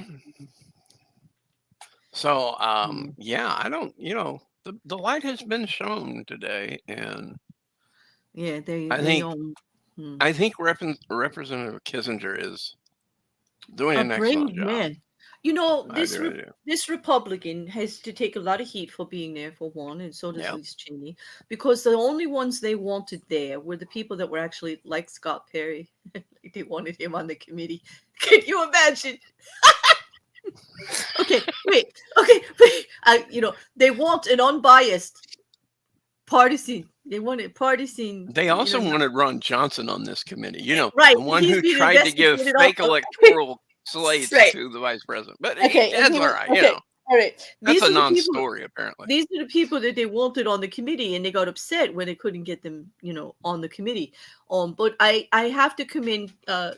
Kissinger. Normally, to do your job, I'm not going to give you a pat on the back. But, I'm going to say, hey, that's what you should be doing, the right thing. You should be looking at what is the actual evidence. You should be wanting the truth out there. It doesn't matter if you're a Republican or a Democrat. But knowing the stress that they put on, knowing the absolutely false oppression and stress that they put on this man, and he still came forward, I do have to applaud him for the courage. I mean, he just recently this week got letters. His wife was delivered handwritten letters threatening her, their child, him, saying, don't worry about it. He'll be gone soon. And they were given to Ron Johnson to deliver to him, by the way. Oh, stop it. They were not. Like, I'm not going to let you lie to the people. Stop it. Ron Johnson said, we don't know where these letters came from. They just handed them to me and said, can you give these to Representative Kissinger's wife? Okay, but listen, there's enough of the real truth that we could make fun of, like the real shit that we don't have to make stuff up. Like, come on. That's true. It's just true. There's enough reality here that is so bizarre. It's so fodder for humor. If it wasn't so damn serious, and I have to make light of it, don't think I don't take this serious. I do very much. I'm giving up a lot of time, and believe me, there's your reputation doesn't get much on YouTube for running streams like this. They're like, are you out of your freaking mind? But yeah, I am, because it's important, and it needs to be seen by as many people as can see it. In a crowd, it's better for me to have people around while I'm watching it. It makes it a little more attainable. I don't yell at my TV. Okay, back we are. The committee will be in order. The chair recognizes the gentleman from Illinois. Thank you, Mr. Chairman. Mr. Chairman, around the time Mr. Clark was pushing for the department to send the Georgia letter, the president and his supporters were pressuring the Justice Department to take other actions to change the outcome of the 2020 election. Mr. Engel, you were the head of the Office of Legal Counsel. Can you first off explain your role? What is that? Sure. One of the Attorney General's most important responsibilities is to provide legal advice to the president and to the executive branch. As a practical matter, given the responsibilities of the Attorney General, the Assistant Attorney General for the Office of Legal Counsel exercises that job on a day-to-day basis. And so in addition, the head of OLC often functions as a general counsel, essentially to the attorney general. And so it's often, the chief legal advisor to the AG, as well as, the White House and the executive branch more broadly. So given that role, can you kind of describe your relationship with the president? Well, in connection with my role at OLC, over the course of my tenure there were a number of instances in which folks at the White House would seek to bring me in to provide legal advice to the president, sometimes discussing the legal options that could be pursued among various policy to reach various policy objectives, sometimes to advise the president that a course of action that they had been discussing was not legally available. So I want to ask you about two things the president asked you and the department to do. The first is reflected in this email that we're going to put on the screen. The president sent a draft lawsuit to be filed by the department in the Supreme Court. He wanted you, Mr. Rosen, and Mr. Cipollone specifically to review it. You and the department opposed filing it. We see on the screen here that the talking points that you actually drafted on that. So you stated that there is no legal basis to bring this lawsuit. Anyone who thinks otherwise simply doesn't know the law, much less the Supreme Court. Why was this the department's position? Well, I mean, I think that the memo sort of speaks to this, but essentially this was a draft lawsuit that apparently was prepared by people outside the department. It would be styled as brought by the United States and by the acting Solicitor General as an original jurisdiction matter in the Supreme Court. It was a meritless lawsuit that was not something that the department could or would bring. Somebody obviously prepared it, handed it to the president, and he forwarded it on for our review. But that memo explains why the Department of Justice, as Mr. Donoghue said earlier, doesn't have any standing to bring such a lawsuit. The lawsuit would have been untimely. The states had chosen their electors. The electors had been certified. They'd cast their votes. They'd been sent to Washington, D.C. Neither Georgia nor any of the other states on December 28th or whenever this was in a position to change those votes. Essentially, the election had happened. The only thing that hadn't happened was the formal counting of the votes. And so obviously, the person who drafted this lawsuit didn't really understand, in my view, the law and or how the Supreme Court works or the Department of Justice. So it was just not something we were going to do.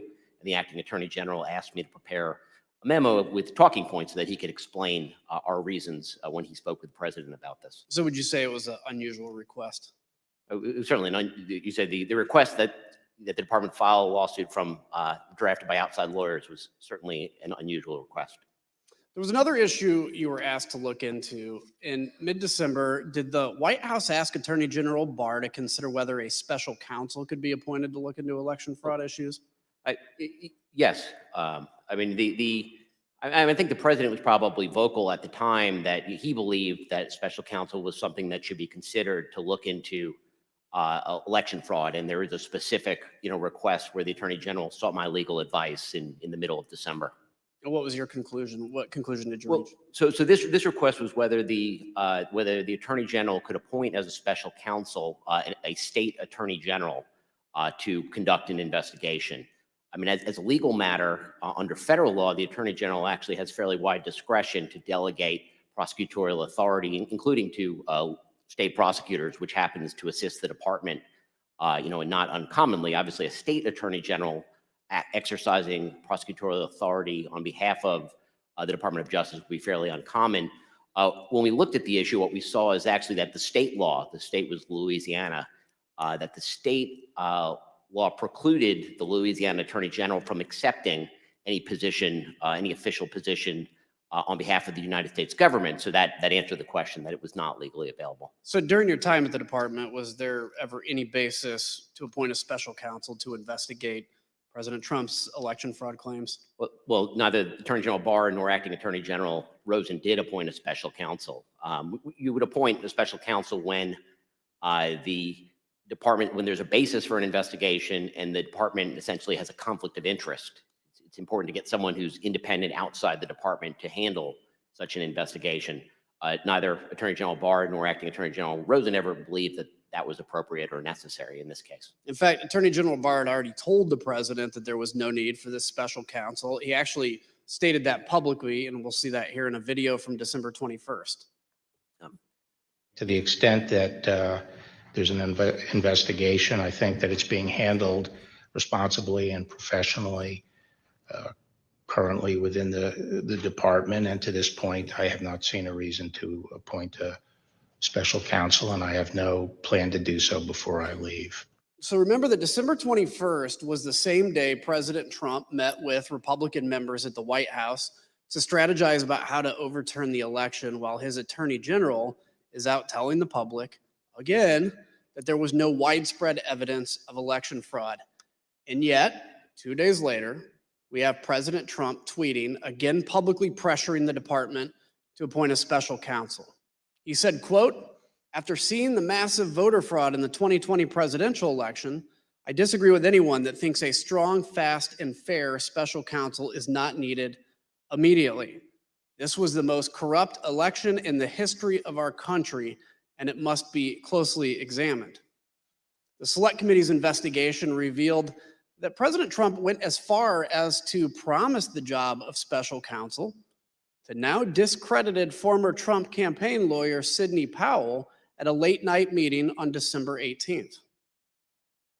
I know on Friday he had asked me to be special counsel to address the election issues and to collect evidence. And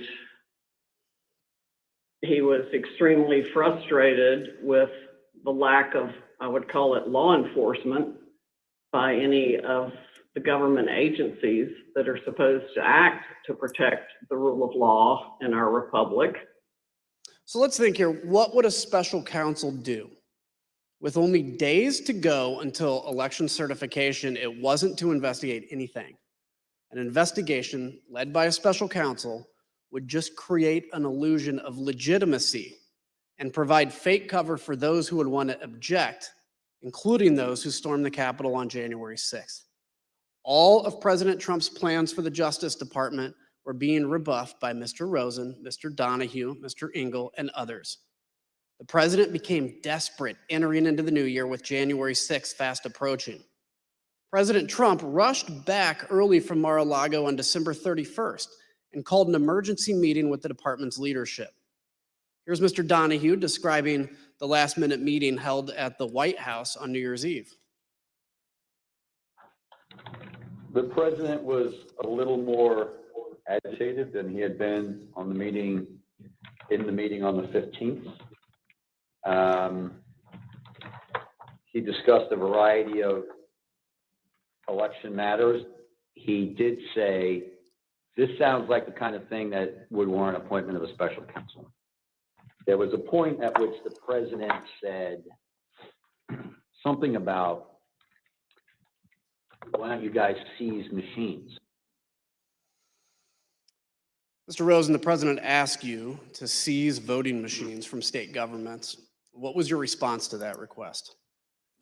We had seen nothing improper with regard to the voting machines, and I told them that the real experts at that had been at DHS, and they had briefed us that they had looked at it and that there was nothing wrong with the voting machines. And so that was not something that was appropriate to do. There would be no factual basis to seize machines. Mr. Donoghue, I don't think there was legal authority either. Yeah, Mr. Donoghue, can you explain what the president did after he was told that the Justice Department would not seize voting machines? The president was very agitated by the acting attorney general's response. And to the extent that machines and the technology was being discussed, the acting attorney general said that the DHS, Department of Homeland Security, has expertise in machines and certifying them and making sure that the states are operating them properly. And since DHS had been mentioned, the president yelled out to his secretary, get Ken Cuccinelli on the phone. And she did in very short order. Mr. Cuccinelli was on the phone. He was the number 2 at DHS at the time. I was on the speakerphone, and the president essentially said, Ken, I'm sitting here with the acting attorney general. He just told me it's your job to seize machines, and you're not doing your job. And Mr. Cuccinelli responded. Mr. Rosen, did you ever tell the president that the Department of Homeland Security could seize voting machines? No, certainly not. Mr. Donoghue, during this meeting, did the president tell you that he would remove you and Mr. Rosen because you weren't declaring there was election fraud? Toward the end of the meeting, the president, again, was getting very agitated, and he said, people tell me I should just get rid of both of you. I should just remove you and make a change in the leadership, put Jeff Clark in, maybe something will finally get done. And I responded, as I think I had earlier in the December 27th call, Mr. President, you should have the leadership that you want, but understand, the United States Justice Department functions on facts, evidence, and law, and those are not going to change. So you can have whatever leadership you want, but the department's position is not going to change. The president's White House counsel, Pat Cipollone, was also present. Do you remember what his position was? Pat was very supportive. Pat Cipollone, throughout these conversations, was extremely supportive of the Justice Department. He was consistent. I think he had an impossible job at that point, but he did it well, and he always sided with the Justice Department in these discussions. So let's pause for a second. It's New Year's Eve. President Trump is talking about seizing voting machines and making the same demands that had already been shot down by former Attorney General Barr on at least 3 occasions and by Mr. Rosen and Mr. Donoghue on multiple other occasions. Claim after claim knocked down, but the president didn't care. The next day, Chief of Staff Mark Meadows sent a flurry of emails to you, Mr. Rosen, asking that the department look into a new set of allegations. We're going to put those emails here on the screen. Here we see 3 requests made on January 1st. One email is a request from Mr. Meadows to you, Mr. Rosen, to send Jeff Clark to Fulton County. What did you do with this request? Well, really nothing. Certainly didn't send Mr. Clark to Fulton County, but that email was the first corroboration I had seen of Mr. Clark had told me at that point that the president was considering making the change by Monday, January 4th. So Mr. Meadows' email was something of a corroboration that there were discussions going on that I had been not been informed about by Mr. Clark or anybody else. Interesting. The second request that you have is to have the Department of Justice lawyers investigate allegations of fraud related to New Mexico. Mr. Rosen, did you have concern about these emails? Yes, really 2 concerns about that one. One was that it was coming from a campaign or political party, and it was really not our role to function as an arm of any campaign for any party or any campaign. That wasn't our role, and that's part of why I had been unwilling to meet with Mr. Giuliani or any of the campaign people before. And the other part was, it was another one of these ones where lots of work had already been done, and I thought it was a rehash of things that had been debunked previously. So the final email here included a completely baseless conspiracy theory that an Italian defense contractor uploaded software to a satellite that switched votes from Trump to Biden. The Select Committee investigation found that this wild, baseless conspiracy theory made it from the recesses of the internet to the highest echelons of our government. On December 31st, Mr. Meadows received this internet conspiracy theory from Representative Perry. On the screen now is the text that Representative Perry sent to Mr. Meadows, copying a YouTube link with the message, quote, "Why can't we just work with the Italian government?" The next day, the president's chief of staff sent the YouTube link to Mr. Rosen, who forwarded it to Mr. Donoghue. Mr. Donoghue, did you watch this video? I did, Congressman. How long was the video? Approximately 20 minutes. Let's just take a look at an excerpt of that video, if we may. What's being said out of Rome, out of Italy, is that this was done in the U.S. Embassy. That there was a certain State Department guy whose name I don't know yet. I guess this is probably going to come out in Italy at some point. And he was the mastermind, not the mastermind, but anyway, the guy running the operation of changing the votes. and that he was doing this in conjunction with some support from MI6, the CIA, and this Leonardo group. Mr. Donoghue, what was your reaction when you watched that entire 20-minute video? I emailed the acting attorney general and I said pure insanity, which was my impression of the video, which was patently absurd.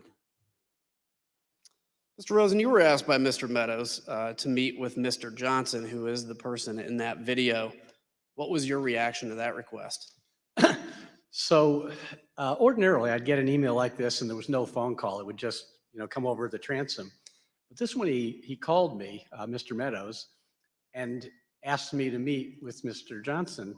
And I told him this whole thing about Italy had been debunked, and that should be the end of that. And I certainly wasn't going to meet with this person. And he initially seemed to accept that. He said, well, why won't you meet with him? I said, because if he has real evidence, which this video doesn't show, he can walk into an FBI field office anywhere in the United States. There's 55 of them. And he said, okay. But then he called me back a few minutes later and complained and said, I didn't tell you, but this fellow Johnson is working with Rudy Giuliani, and Mr. Giuliani is really offended that you think they have to go to a FBI field office. That's insulting. So couldn't you just have the FBI or you meet with these guys? And by then I was somewhat agitated and told him that there was no way on earth that I was going to do that. I wasn't going to meet with Mr. Johnson. I certainly wasn't going to meet with Mr. Giuliani. I'd made that clear repeatedly. And so that's the end of that. Don't raise this with me again.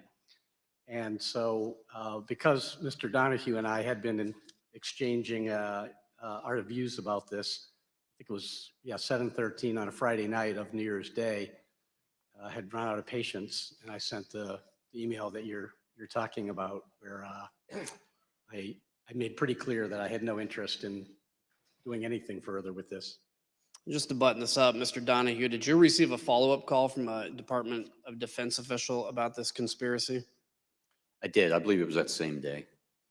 Can you give details on that at all? I received a telephone call from Kash Patel, who I know was DOD official at that time, worked for, I believe, Acting Secretary of Defense Miller, and he didn't know much about it. He basically said, do you know anything about this Italy thing and what this is all about? And I informed him that the Chief of Staff had raised the issue with us in his office on December 29th, that we had looked into it a little bit. We had run the name that was provided to us by the Chief of Staff. I learned that that individual was in custody in Italy. He had been arrested for a cyber offense of some sort in Italy. The allegation was that he had been exfiltrating data from his company. He was either an employee or a contractor of that company, and he was in custody. That the whole thing was very, very murky at best, and the video was absurd. But that we the department, were not going to have anything to do with it, and DOD should make up its own mind as to what they're going to do. But I made it clear to him that I didn't think it was anything worth pursuing. She called the video absurd, and despite the absurdity of that conspiracy theory, we learned that Mr. Meadows discussed it frequently in the White House. And Mr. Meadows didn't let the matter go.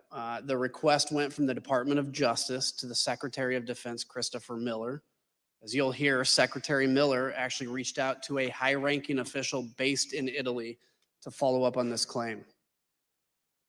The ask for him was, can you call out the defense attaché Rome and find out what the heck's going on? Because I'm getting all these weird, crazy reports, and probably the guy on the ground knows more than anything.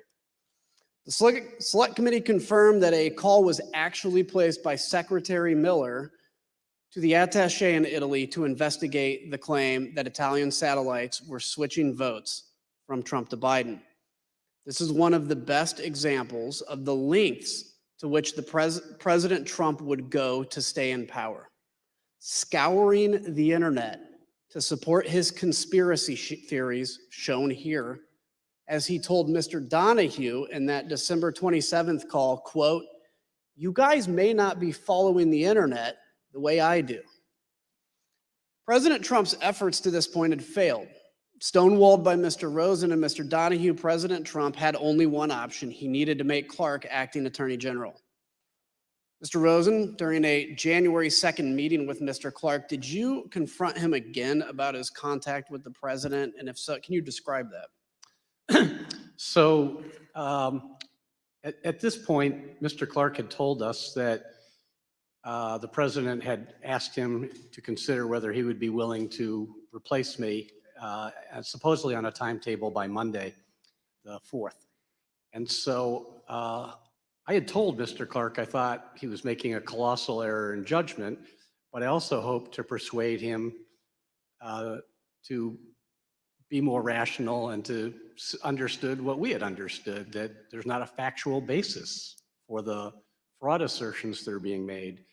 So at this meeting, Mr. Donoghue and I met with Mr. Clark, and I guess my hopes were disappointed in that Mr. Clark continued to express view that he thought there was fraud, even though he had not been a participant in the department's review of that, and that he was dissatisfied that we knew what we were doing. So, but he had acknowledged that he had had further, I don't know if it was meeting or phone calls or what, but further discussion with the president, despite having, a week earlier said that if he wouldn't do that, and if he did, if he got an invitation to do that, he would let Rich Donoghue or me know. So it was a contentious meeting where we were chastising him that he was insubordinate, he was out of line, he had not honored his own representations of what he would do. And he raised again that he thought that letter should go out, and we were not receptive to that. Did he tell you in that the president had offered him the job of acting attorney general? That was a day later. On the 2nd, he said that the president had asked him to let him know if he'd be willing to take it. Subsequently, he told me that on Sunday the 3rd, he told me that the timeline had moved up and that the president had offered him the job and that he was accepting it. Well, let's ask about that. What was your reaction to that? Well, on the one hand, I wasn't going to accept being fired by my subordinate, so I wanted to talk to the president directly. With regard to the reason for that is I wanted to try to convince the president not to go down the wrong path that Mr. Clark seemed to be advocating. And it wasn't about me. There's only 17 days left in the administration at that point. I would have been perfectly content to have either of the gentlemen on my left or right replace me if anybody wanted to do that. But I did not want for the Department of Justice to be put in a posture where it would be doing things that were not consistent with the truth, were not consistent with its own appropriate role, or were not consistent with the Constitution. So I did 4 things as soon as Mr. Clark left my office on that Sunday, the 3rd. Number 1, I called Mark Meadows and said I need to see the president right away. He was agreeable and set up a meeting for 6:15 that Sunday, so about 2 hours away. 2, I called Pat Cipollone, the White House counsel, told him what was going on, and he said he would go into the White House to make sure he was at the meeting and he would be supporting the Justice Department's position as he had been doing consistently. 3, I called Steve Engel, who was, I was at the department, it was a Sunday, but there had been some reasons I needed to be there. Mr. Engel, I called at home and asked him if he would come in and go to the meeting, which he did. It proved to be quite helpful. And then number 4, I asked Rich Donoghue and Pat Hovakimian, who had previously been my chief of staff, to get the department's senior leadership on a call and let them know what was going on, and which they did. And then Eric Hirschman called me to tell me that he was going to go to the meeting and that he would be supporting the Department of Justice position as well. So I knew that the meeting was on course and that I would have a number of people supportive of the Department of Justice's approach and not supportive of Mr. Clark's approach. Did Mr. Clark ask you to continue to stay at the department? At that Sunday meeting, when he told me that he would be replacing me, he said that he had asked to see me alone because usually he had met with me and Mr. Donoghue, because he thought it would be appropriate in light of what was happening to at least offer me that I could stay on as his deputy. I thought that was preposterous. Told him that was nonsensical and that there's no universe where I was going to do that, to stay on and support someone else doing things that were not consistent with what I thought should be done. So I didn't accept that offer, if I can put it that way. And during that meeting, did Mr. Clark ask you to sign the Georgia letter? That was on the Saturday meeting, January 2nd, that Mr. Donoghue and I had with him. He again raised with both of us that he wanted us to both to sign that letter, actually. So in that meeting, did Mr. Clark say he would turn down the president's offer if you reversed your position and signed the letter? Yes. Did Mr. Clark, so you still refused to sign and send that letter, I take it? That's right. I think Mr. Donoghue and I were both very consistent that there was no way we were going to sign that letter, and it didn't matter what Mr. Clark's proposition was in terms of his own activities. We were not going to sign that letter as long as we were in charge of the Justice Department. Thank you for that, by the way. Mr. Donoghue, were you expecting to have to attend a meeting at the White House on Sunday, January 3rd? No, as the acting AG indicated, we had a meeting that afternoon that related to preparations for January 6th. So I was at the department, but I had no expectation of leaving the department. It was a Sunday afternoon, and I was there in civilian clothes, as we both were, and expected to have that meeting, do some other work, but I had no expectation of going to the White House that day. So let's ask, so prior to that Oval Office meeting, did you set up a conference call with senior leadership at the department? And if so, tell us about that call. Yes, so obviously it was a bit of a scramble that afternoon to prepare for the Oval Office meeting. We had discussed on several occasions, the acting Attorney General and I, whether we should expand the circle of people who knew what was going on. It was very important that Steve Engel know, and that's why I reached out to Steve on December 28th, because if Mr. Rosen were removed from the seat and the president did not immediately appoint someone else to serve as Attorney General, just by function of the department's chain of succession, Mr. Engel would be in the seat. We wanted to make sure he knew what was going on should that occur. So the three of us knew. We also brought Pat Hovakimian in, so the four of us knew. But no one else, aside from Jeff Clark, of course, knew what was going on until late that Sunday afternoon. We chose to keep a close hold because we didn't want to create concern or panic in the Justice Department leadership. But at this point, I asked the acting AG, what else can I do to help prepare for this meeting at the Oval Office? And he said, you and Pat should get the AAGs on the phone, and it's time to let them know what's going on. Let's find out what they may do if there's a change in leadership, because that will help inform the conversation at the Oval Office. Pat Hovakimian subsequently set up that meeting. We got most, not all, but most of the AAGs on the phone. We very quickly explained to them what the situation was. I told them, I don't need an answer from you right now. I don't need an answer in this phone call, but if you have an answer, I need it in the next few minutes. So call me, email me, text me, whatever it is, if you know what you would do if Jeff Clark is put in charge of the department. And immediately Eric Dryben, who was the AAG of the Civil Rights Division, said, I don't need to think about it. There's no way I'm staying. And then the other AAGs began to chime in turn, and all essentially said they would leave. They would resign en masse if the president made that change in the department leadership. Incredible. I'd like to look at the assistant attorney generals on the screen. If we can pull that up, have their pictures. Did every assistant attorney general you spoke to, as you said, agree to resign? Macon Delrahim was not on the call only because we had some difficulty reaching him, but Yes, the other people on the screen were on the call and all without hesitation said that they would resign. So as part of the Select Committee's investigation, we found that while Mr. Rosen, Mr. Donoghue, and Mr. Engel were preparing for their meeting at the White House, Jeff Clark and the president were in constant communication beginning at 7 a.m. White House call logs obtained by the committee show that by 4:19 p.m. on January 3rd, the White House had already begun referring to Mr. Clark as the acting attorney general. As far as the White House was concerned, Mr. Clark was already at the top of the Justice Department.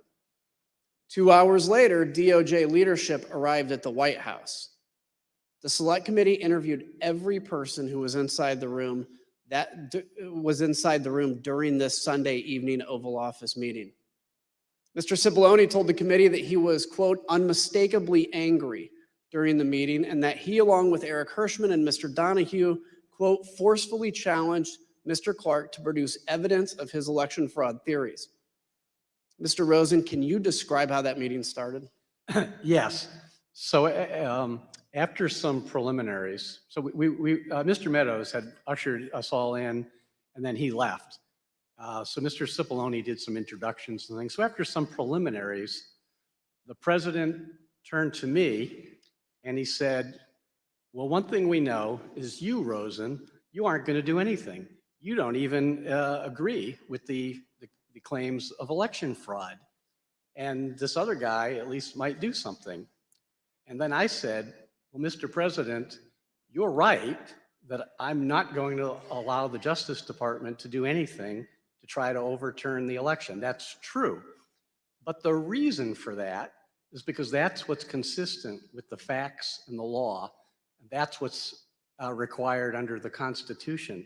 So that's the right answer and a good thing for the country. And therefore, I submit it's the right thing for you, Mr. President. And that kicked off another 2 hours of discussion in which everyone in the room was in one way or another making different points, but supportive of my approach for the Justice Department and critical of Mr. Clark. So at some point, Mr. Donoghue comes in the room. Can you explain what led to him coming in the room? Oh, I forgot about that. So initially, in part, I think because he was underdressed, we had not arranged, we had not yet told the president that he was going to come in. The White House had a list of who would be there. That did include Mr. Engel and the White House counsel and the deputy White House counsel, Mr. Hirschman. We went in and then we told the president, maybe 10 minutes into the meeting or something, I forget how far in, that Mr. Donoghue was outside and he said, well, bring him in. And then Mr. Donoghue came in and joined the meeting. So Mr. Donoghue, you enter that room. Can you set the scene for us and describe the tone you walked into? Yes, but if I could just back up one moment, Congressman, because you put the pictures up on the screen of the AAGs. I just want to make clear, one of the AAGs who was not on the screen was John Demers. John was the National Security Division AAG. John was on the call, but I prefaced the call by saying, John, we need you to stay in place. National security is too important. We need to minimize the disruption. Whether you resign is entirely up to you, obviously, and we'll respect your decision either way, but I'm asking you, please stay in place. And he did. So I don't want to leave the impression that he was not willing to resign, because I think he was. Thank you for So that. with regard to entering the Oval Office, I was sitting in the hallway. An administrative assistant passed by. She asked me, are you supposed to be in this meeting with the president? I said, no, I'm simply here in case questions come up that other people don't have the answer to. And she walked away and then came back probably 30 seconds later and said, the president wants you in the meeting. I proceeded into the Oval Office. I took probably 2 or 3 steps in and I stopped because I was, as the AG said, not exactly properly attired. I was wearing jeans and muddy boots and an Army t-shirt, and I never would arrive in the Oval Office this way. I said, Mr. President, I apologize. I'm sorry. I didn't know I was going to be here. And he said, no, just come in. And so I went in. I attempted to take a seat on one of the couches that are behind the chairs arrayed in front of the president's desk. And he said, oh, no, you're going to be up here.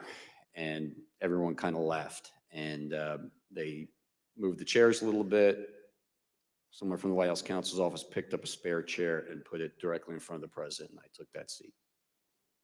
Was there discussion about Mr. Clark? Can you kind of enlighten some of what that discussion was? Yes. So the conversation at this point had moved beyond the specific allegations, whether it was State Farm Arena or Antrim County or Pennsylvania or whatever. We had discussed those repeatedly, and that was backdrop to the conversation. But the conversation at this point was really about whether the president should remove Jeff Rosen and replace him with Jeff Clark. And everyone in the room, I think, understood that that meant that letter would go out. So that was the focus. It was about a 2.5-hour meeting after I entered. And so there were discussions about the pros and cons of doing that. Early on, the president said, "What do I have to lose?" And it was actually a good opening because I said, "Mr. President, you have a great deal to lose." And I began to explain to him what he had to lose, and what the country had to lose, and what the department had to lose. And this was not in anyone's best interest. That conversation went on for some time. Everyone essentially chimed in with their own thoughts, all of which were consistent about how damaging this would be to the country, to the department, to the administration, to him personally. And at some point, the conversation turned to whether Jeff Clark was even qualified, competent to run the Justice Department, which in my mind, he clearly was not. And it was a heated conversation. I thought it was useful to point out to the president that Jeff Clark simply didn't have the skills, the ability, and the experience to run the department. And so I said, "Mr. President, you're talking about putting a man in that seat who has never tried a criminal case, who's never conducted a criminal investigation. He's telling you that he's going to take charge of the department, 115,000 employees, including the entire FBI, and turn the place on a dime and conduct nationwide criminal investigations that will produce results in a matter of days. It's impossible. It's absurd. It's not going to happen, and it's going to fail." He has never been in front of a trial jury, a grand jury. He's never even been to Chris Wray's office. I said at one point, if you walked into Chris Wray's office, one, would you know how to get there? And two, if you got there, would he even know who you are? Do you really think that the FBI is going to suddenly start following your orders? It's not going to happen. He's not competent. And that's the point at which Mr. Clark tried to defend himself by saying, "Well, I've been involved in very significant civil and environmental litigation. I've argued many appeals in appellate courts and things of that nature." And then I pointed out that, yes, he was an environmental lawyer. And I didn't think that was appropriate background to be running in the United States Justice Department. Did anybody in there support Mr. Clark? No one. Mr. Rosen, it was you he was going to replace. So what was your view about the president's plan to appoint Mr. Clark? Well, as I alluded to earlier, the issue really wasn't about me. It would have been fine, as I said, to have had Rich Donoghue replace me. I would have said, great, I get 17 days vacation or something. But the issue was the use of the Justice Department. And it's just so important that the Justice Department adhere to the facts and the law. That's what it's there to do. And that's what our constitutional role was. And so if the Justice Department gets out of the role that it's supposed to play, that's really bad for our country. And I don't know of a simpler way to say that. And when you damage our fundamental institutions, it's not easy to repair them. So I thought this was a really important issue to try to make sure that the Justice Department was able to stay on the right course. Mr. Donoghue, did you eventually tell the president that mass resignations would occur if he installed Mr. Clark and what the consequences would be? Yes. So this was in line with the president saying, "What do I have to lose?" Along those lines, he said, "So suppose I do this. So suppose I replace him, Jeff Rosen, with him, Jeff Clark. What would you do?" And I said, "Mr. President, I would resign immediately. I'm not working 1 minute for this guy, who I had just declared was completely incompetent." And so the president immediately turned to Mr. Engel, and he said, "Steve, you wouldn't resign, would you? And he said, absolutely, I would, Mr. President. You leave me no choice. And then I said, and we're not the only ones. No one cares if we resign. If Steve and I go, that's fine. It doesn't matter. But I'm telling you what's going to happen. You're going to lose your entire department leadership. Every single AAG will walk out on your entire department leadership will walk out within hours. And I don't know what happens after that. I don't know what the United States attorneys are going to do. We have U.S. attorneys in districts across the country. And my guess would be that many of them would have resigned. And that would then have led to resignations across the department in Washington. And I said, Mr. President, within 24, 48, 72 hours, you could have hundreds and hundreds of resignations of the leadership of your entire Justice Department because of your actions. What's that going to say about you? Wow. Mr. Engel, can you describe what your reaction was to that? Yeah, no, I think when the president, my recollection is that when the president turned to me and said, Steve, you wouldn't leave, would you? I said, Mr. President, I've been with you through 4 attorneys general, including 2 acting attorney general, but I couldn't be part of this. And then the other thing that I said was that, look, all anyone is going to sort of think about when they see this, no one is going to read this letter. All anyone is going to think is that you went through 2 attorneys general in 2 weeks until you found the environmental guy to sign this thing. And so the story is not going to be that the Department of Justice has found massive corruption that would have changed the result of the election. It's going to be the disaster of Jeff Clark. And I think at that point, Pat Cipollone said, yeah, this is a murder-suicide pact, this letter. And I would note too, Congressman, that it was in this part of the conversation where Steve pointed out that Jeff Clark would be left leading a graveyard, and that comment clearly had an impact on the president. The leadership will be gone. Jeff Clark will be left leading a graveyard. Again, the premise that, which as Mr. Donoghue has said, but that Mr. Clark could come in and take over the Department of Justice and do something different was just an absurd premise. And all he was doing, Mr. Clark, by putting himself forward, was blowing himself up. And if the president were to have gone that course, it would have been a grievous error for the president as well. Mr. Cipollone, the White House counsel, told the committee that Mr. Engel's response had a noticeable impact on the president, that this was a turning point in the conversation. Mr. Donoghue, towards the end of this meeting, did the president ask you what was going to happen to Mr. Clark? He did. When we finally got to I would say the last 15 minutes of the meeting, the president's decision was apparent. He announced that Jeff Clark tried to scrape his way back and asked the president to reconsider. The president doubled down, said, no, I've made my decision. That's it. We're not going to do it. And then he turned to me and said, so what happens to him now? Meaning Mr. Clark. And he understood that Mr. Clark reported to me. And I didn't initially understand the question. I said, Mr. President, and he said, are you going to fire him? And I said, I don't have the authority to fire him. He's the Senate-confirmed Assistant Attorney General. And he said, well, who has the authority to fire him? And I said, only you do, sir. And he said, well, I'm not going to fire him. I said, all right, well, then we should all go back to work. Did you get a call from the president later that night? I did, I don't know, probably 90 minutes later or something like that. What was that about? The president, at this point, we left the White House, reconvened at the department. I left the department. I was back in my apartment. My cell phone rang. It was the president, and he had information about a truck supposedly full of shredded ballots in Georgia that was in the custody of an ICE agent whose name he had. I told him that ICE was part of Department of Homeland Security. I had heard about this. If Department of Homeland Security needed our assistance, we of course would provide it. But it was really up to DHS to make a call if their agent was involved. And he said, fine, I understand. Can you just make sure that Ken, meaning Ken Cuccinelli, knows about this? I said, fine, I would pass that along to him. I eventually contacted Ken Cuccinelli later that evening, and I said, this is what the president told me. If you guys have anything you think should be brought to our attention, let me know. And he said, thank you, and that was it.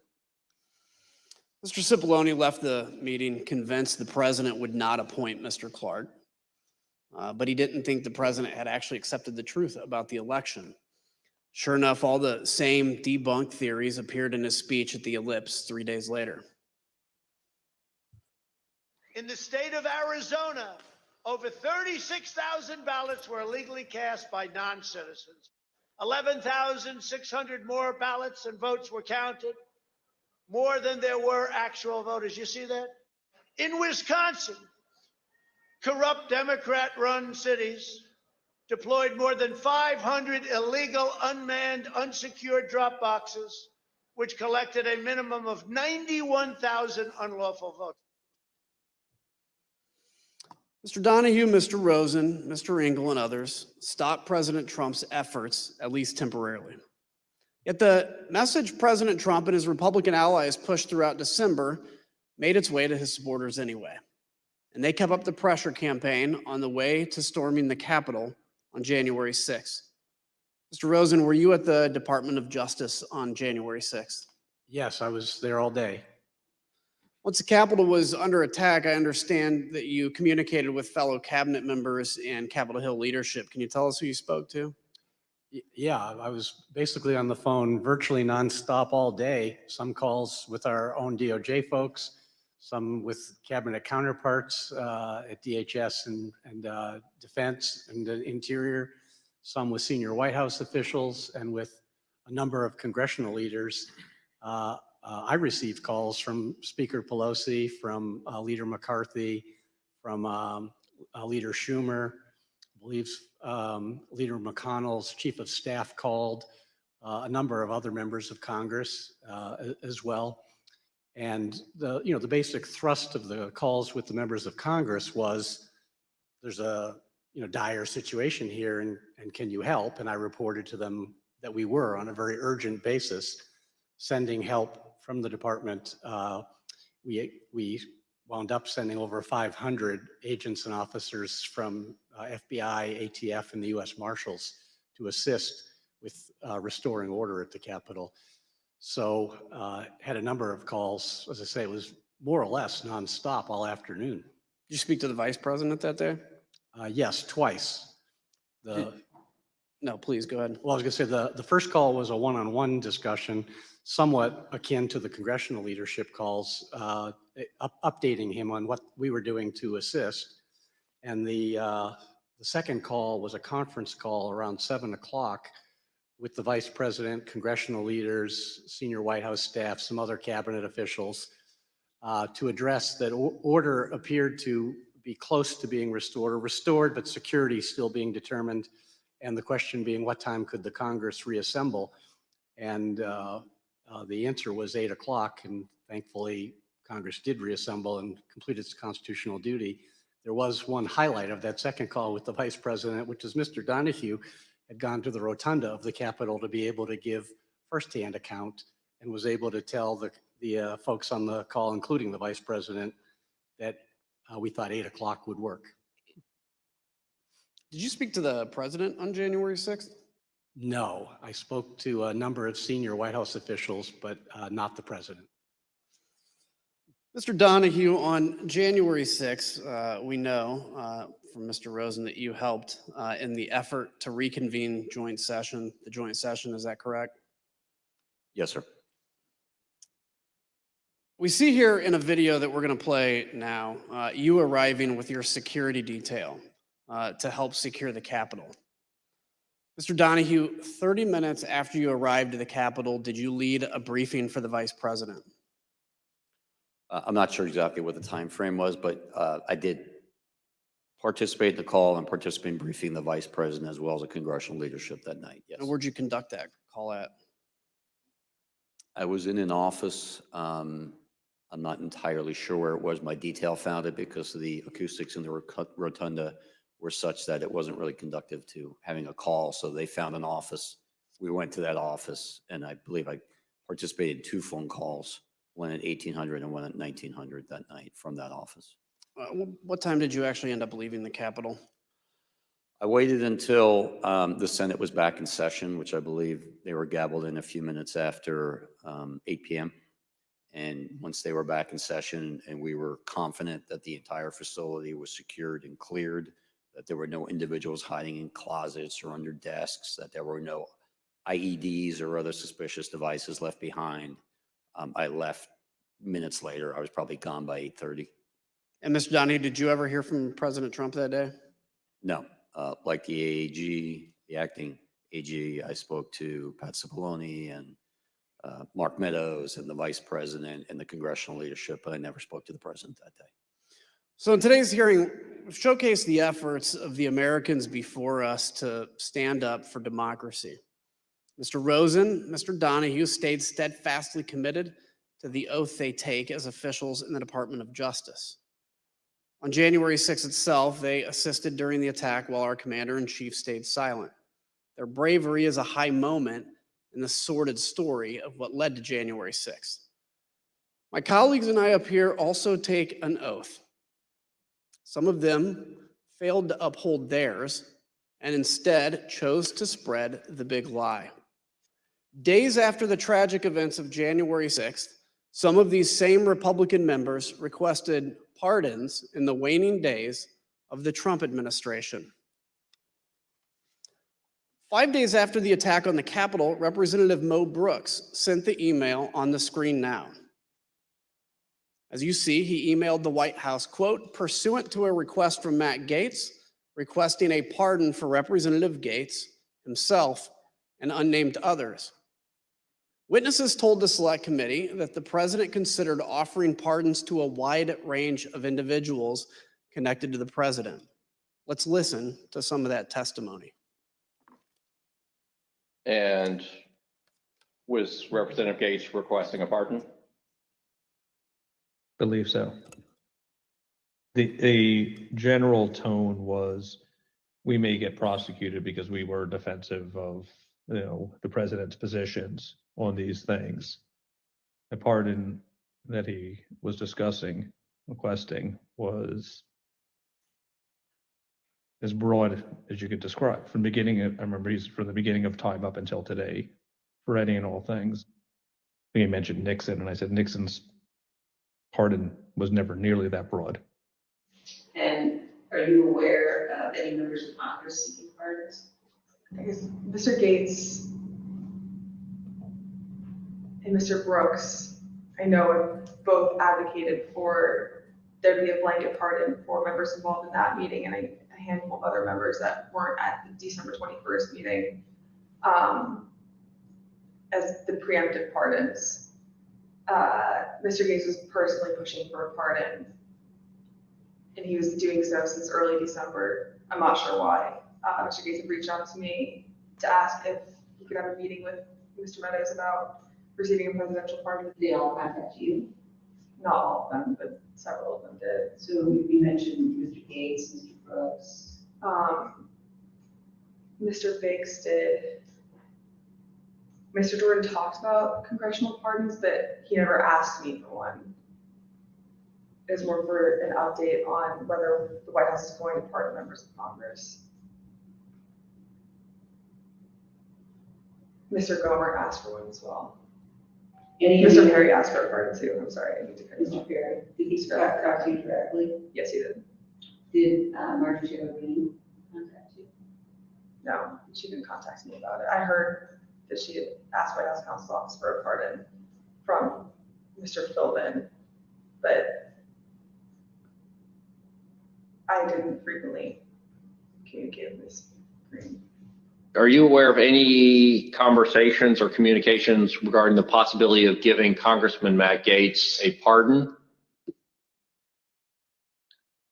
I know he had asked for it, but I don't know if he ever received one or what happened with it. How do you know that Congressman Gaetz asked for a pardon? He told me. Tell us about that. He told me he'd asked Meadows for a pardon. Were you involved in or did you witness any conversations about the possibility of a blanket pardon for everyone involved in January 6th? I had heard that mentioned. Yeah. Do you know whether the president had any conversations about potentially pardoning any family members?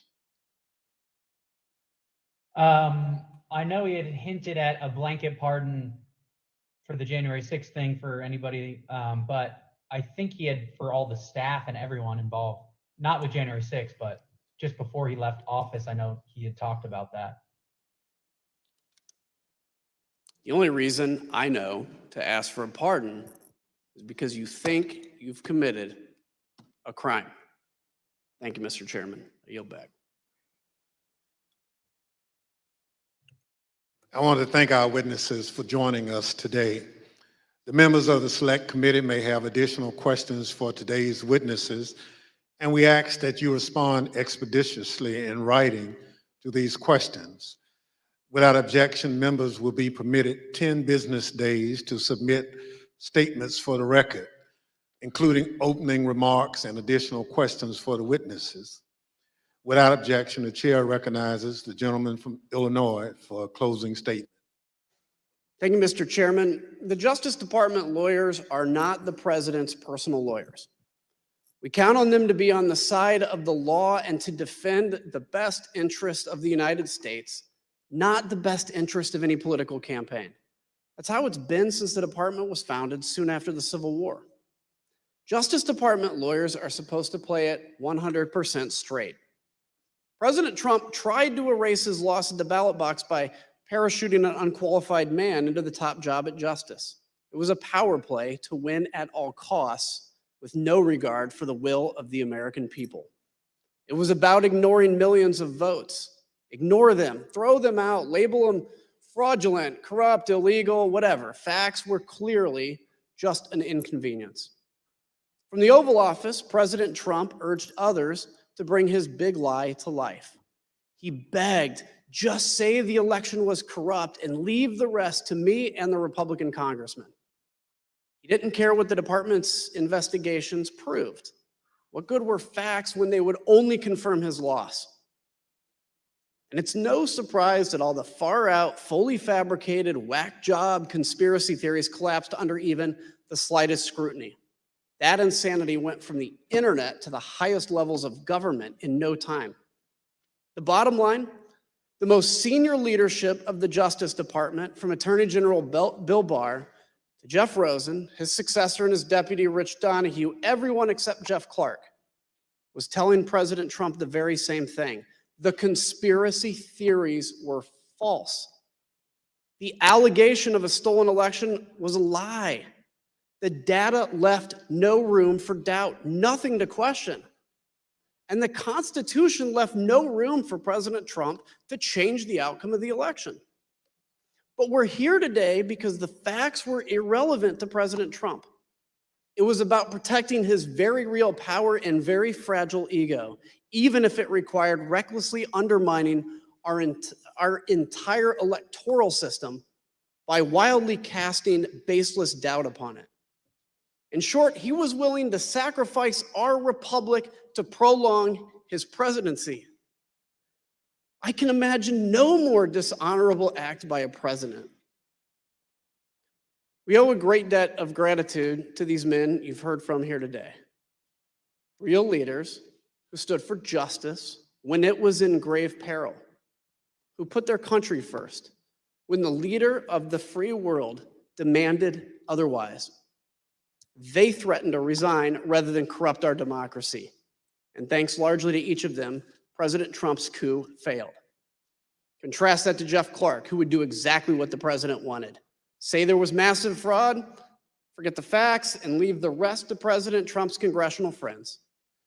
Mr. Clark refused to cooperate with this committee. He pled the fifth over 125 times. Why risk self-incrimination? And President Trump's congressional friends, some of them are angling for pardons. They knew that every bit of what they did was a lie and it was wrong. That's all the more reason to respect those who came here to testify today. We thank them for their unflinching service in the face of incredible pressure. As it said, the only thing necessary for evil to succeed is good men to do nothing. Thankfully, there were good people in the Department of Justice. You heard from other good people too on Tuesday. They too defended us. But I'm still worried that not enough has changed to prevent this from happening again. The oath that we take has to mean something. It has to cut to the core of who we are. and be the driving force of our service to this nation. We on this committee, we may be able to shine light on the darkness, but that is not enough. It's now up to every American, now and in the future, to stand for truth, to reject the lies wherever we confront them, in our towns, in our capitals, in our friendships, in our families, and at the ballot box, and within our own minds and hearts. Thank you, Mr. Chairman. I yield back. Without objection, the chair recognizes the gentlewoman from Wyoming, Ms. Cheney, for a closing statement. Thank you very much, Mr. Chairman. And I again want to thank the witnesses for being here today. After today, I suspect that there will be some who label you agents of the deep state or something else conspiratorial or nonsensical, meant to justify ignoring what you've said today, ignoring the facts. That may be the short-term cost of acting honorably and telling the truth, but your actions should have an important long-term impact. They will help keep us on the course set by the framers of our Constitution. Let me paraphrase the words of John Adams and others. Whether ours shall continue to be a government of laws and not of men is ultimately for the American people to decide. And let me also today make a broader statement to millions of Americans who put their trust in Donald Trump. In these hearings so far, you've heard from more than a dozen Republicans who've told you what actually happened in the weeks before January 6th. You will hear from more in the hearings to come. Several of them served Donald Trump and his administration, others in his campaign. Others have been conservative Republicans for their entire careers. It can be difficult to accept that President Trump abused your trust, that he deceived you. Many will invent excuses to ignore that fact, but that is a fact. I wish it weren't true, but it is. Thank you, Mr. Chairman. I yield back. Again, I thank our witnesses and thank my colleagues for this hearing. As we conclude our fifth hearing in this series, I want to remind the American people of a few things the committee has shown. Donald Trump lost the 2020 election. Top Republican officials who supported Trump knew that he lost and told him he lost. Trump knew he lost. Those who say the election was affected by widespread voter fraud are lying. They were lying in 2020, they were lying in 2021, and indeed, they are lying today. Donald Trump went to court. That's the right any candidate seeking to challenge the outcome of an election must do. Donald Trump lost in court dozens and dozens of times. He lost in part because there was no evidence that voter fraud had any impact on the results of the election. To borrow a phrase from our witness earlier this week, Mr. Bowers, all he had was theories and no evidence. As I've said, if you're running for office in the United States, that's the end of the line. You accept the court's judgment, you concede the race, you respect the rule of law and the will of the voters. But for Donald Trump, that wasn't the end of the line, not even close. The voters refused to keep him in office. The courts refused to keep him in office, but he continued to lie. And he went in search of anyone who would go along with his scheme. And we've shown today, he pressured the Justice Department to act as an arm of his reelection campaign. He hoped law enforcement officials would give the appearance of legitimacy to his lies, so he and his allies had some veneer of credibility when they told the country that the election was stolen. Earlier this week, we showed how Donald Trump brought the weight of the presidency down on local and state officials who are trying to do their jobs and ultimately did. They investigated his claims and found them to be false And then they endured Trump's pressure campaign at great risk to themselves and their loved ones. And of course, there was a scheme to get the former Vice President, Mike Pence, to violate the law and the Constitution by rejecting the Electoral College votes on January 6th and blocking the peaceful transfer of power. I mentioned the former Vice President last because, as we showed, when he refused to bow to the pressure in those critical moments on January 6th, there was a backup plan for stopping the transfer of power. The mob and their vile threats. Up to this point, we've shown the inner workings of what was essentially a political coup, an attempt to use the powers of the government from the local level all the way up to overturn the results of the election, find me the votes, send fake electors, just say the election was corrupt. Along the way, we saw threats of violence. We saw what some people were willing to do in the service of the nation, the Constitution, no, in service of Donald Trump.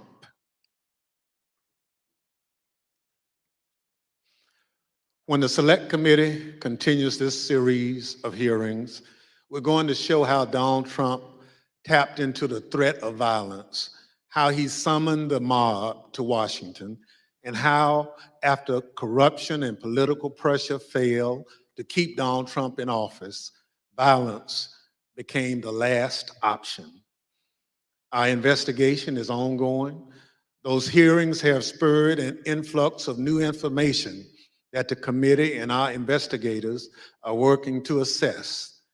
We are committed to presenting the American people with the most complete information possible. That will be our aim when we reconvene in the coming weeks. The chair, however, requests those in the hearing room remain seated until the Capitol Police have escorted members from the room. Without objection, the committee stands adjourned.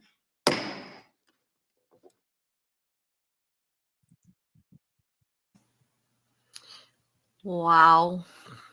Hello there, everybody, and I'm sure you're not Wow. taking a nap, because if you napped through this, oh, Yeah, not this one. you must have been dead tired. These were actual legal officials. This was our jury, this was our judge and You jury. know, we almost saw history today. Close. I think we did, and it's unfortunate that not enough people are going to give a damn. Like, I think seriously. we could have seen better history.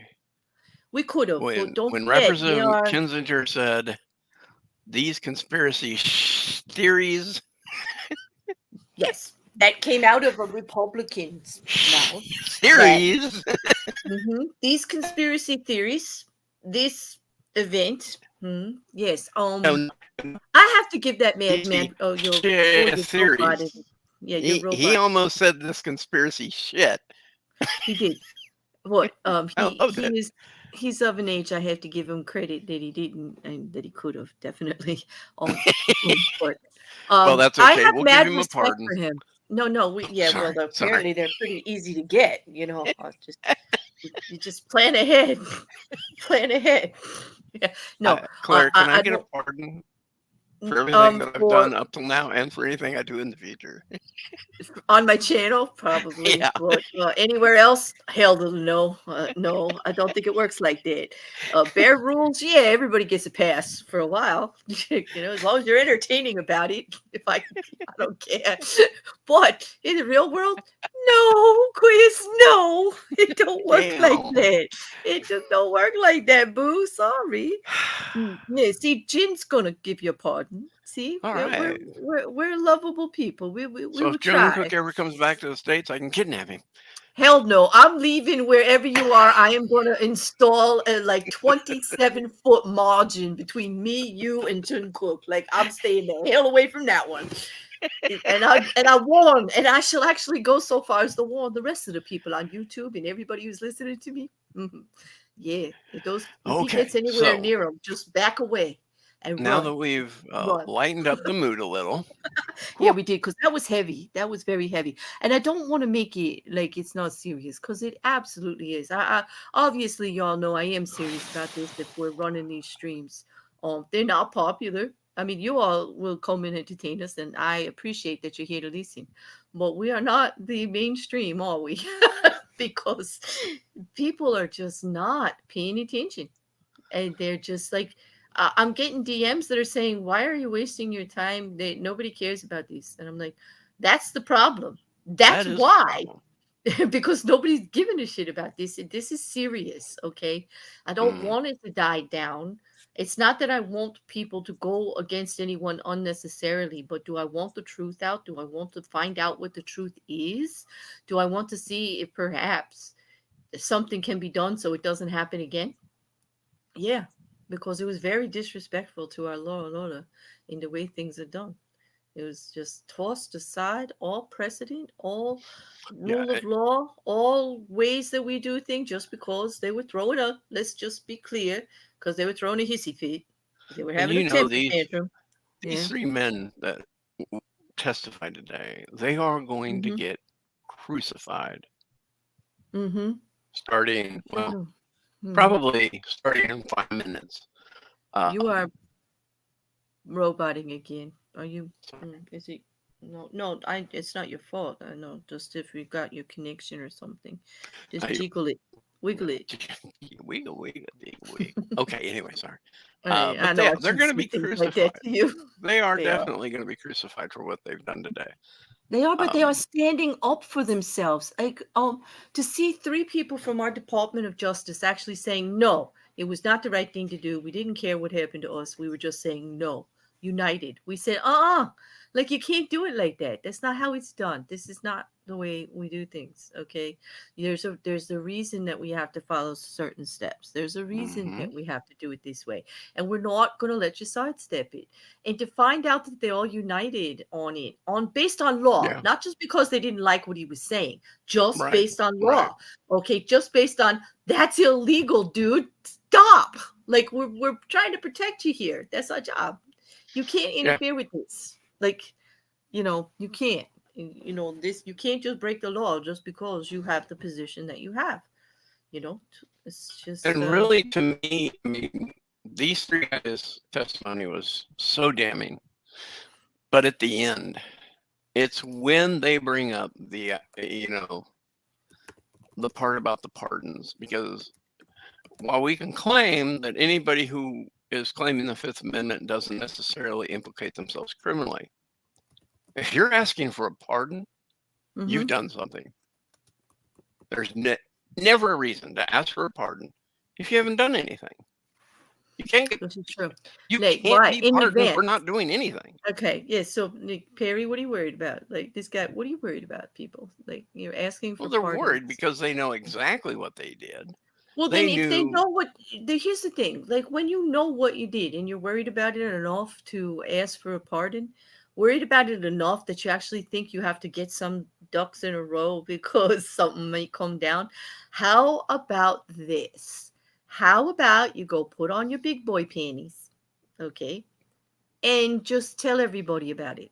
mhm. Okay? Because the only way to get yourself out of a bunch of crap is going right through it. All right? There's no jumping over it. You're going to fall right in it. There's no sidestepping it. It kind of leaks. It spreads. It's sticky. You got to go right through it. You got to own it. Walk right through it. Why aren't you talking to the committee? Get a Yeah, deal. Save I yourself. think Help that it would be from start, probably, right. yeah, The right thing to do. How about, like, let's just do the right thing so it doesn't happen again. yes, yes. Hmm. And Be that on I the right think, side of history, because you don't want to be on yeah, the other side of this history when this gets written. As much as they do like to take these chapters out of the book and rewrite them and do all that, it is going to sting. Their names are going to be emblazoned. People will document this. There will be books written. There will be historians to document it. And after all, the White House archives already have it all. We're seeing the evidence right here. The phone hmm, calls, the emails, everything you did. You were a representative of our country. You got voted into office, and everything you said and did was documented. Everything. There is no dark. Only when the president says, "Don't worry, I'll keep it in the dark." You believed him. You were a fool. Now you need to do the right thing because it's going to come to Even light. worse is when the president says, well, just declare them, the election corrupt and leave it to me and the rest of the Republicans. Mm-hmm. What the hell does that mean? I Is don't he know. not saying, I'm going to overturn the election? Is was. he not saying that? That's what he said. Well, he's trying to say that's not what he said. It was more like supporting them. I don't know. I got so incensed when I was listening to some of the rhetoric that was coming back in rebuttal to this that I just, I made the mistake. It's been a long time since I turned on my television to watch like the news channels. I have the last week and I know why I turned it off. Yeah, Because course. I mean, the reason I'm out here talking to all of you is because it's not, people start to think you're crazy when you start yelling at your TV, on your own by yourself. I was just, I could not. And I don't want to go off because I'm trying to be reasonable about this. I don't want to bias anybody. I want the facts out here, the information, but I mean, things are getting crazy. Not only this trial, but I've got a lot to say about this week's SCOTUS opinions that are coming down, but that's another show. That's another show. If there's not that many of you here, but if anybody does have anything to say, just let me know. I'll drop the link. But otherwise, I think this one kind of spoke for itself, Quiz. I do. I agree. This is probably one that they're not going to be able to just back away from and say, that's not what I meant. I mean, Jeffrey Clark is totally in the doghouse for this. I mean, that little memo of his is just, begging to be made the head of the DOJ and saying that I'll make sure these investigations, the real investigations, get done, implying that no investigations were done at all. And it's like, which is not exactly true. This is what this is what I don't understand. Like, why did they have to lie? Why did you have to lie at all about any of it? If you're in the right and you think you had the right to do this and everything else, like why do you think lying was the appropriate thing to do? I don't get it. But well, that's exactly how it goes, though. I mean, and let's face it. This all goes back to the day after, or actually the day of Trump's inauguration. And his first press conference, the administration's first press conference, when they showed pictures of his inaugural crowd and said, there were at least 1 million people here. And I looked at that and I was like, are you crazy? If you're lucky, there's 200,000.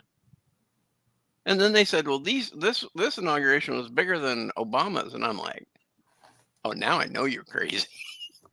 And I said, and I turned and said to Greg, this is it. This is the beginning. This is how they begin their administration, by lying on something as simple as your crowd size. And the lies just piled up. By the end of Donald Trump's term of office, he had committed over 3,300 public lies.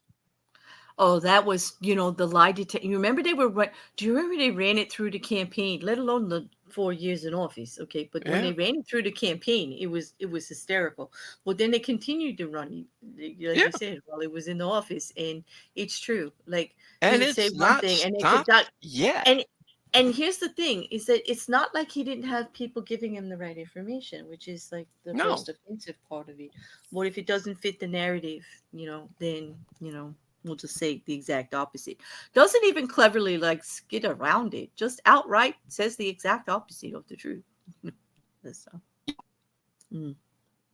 I don't know. Definitely. I don't know. All around. I mean, all around. Now we don't have the date of the next It will hearing be yet. in but July though, so we're It gonna will, get a because few we're weeks getting off. towards the end of the month. I think we have a week. I think we have 2 weeks and they will start again.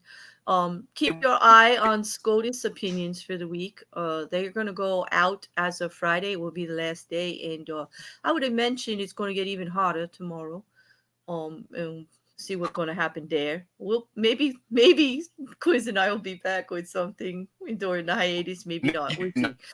But what's still going to get covered is they are going to prove how they used mass media, how they did make a culture of misinformation to do this, and how they purposely spread it.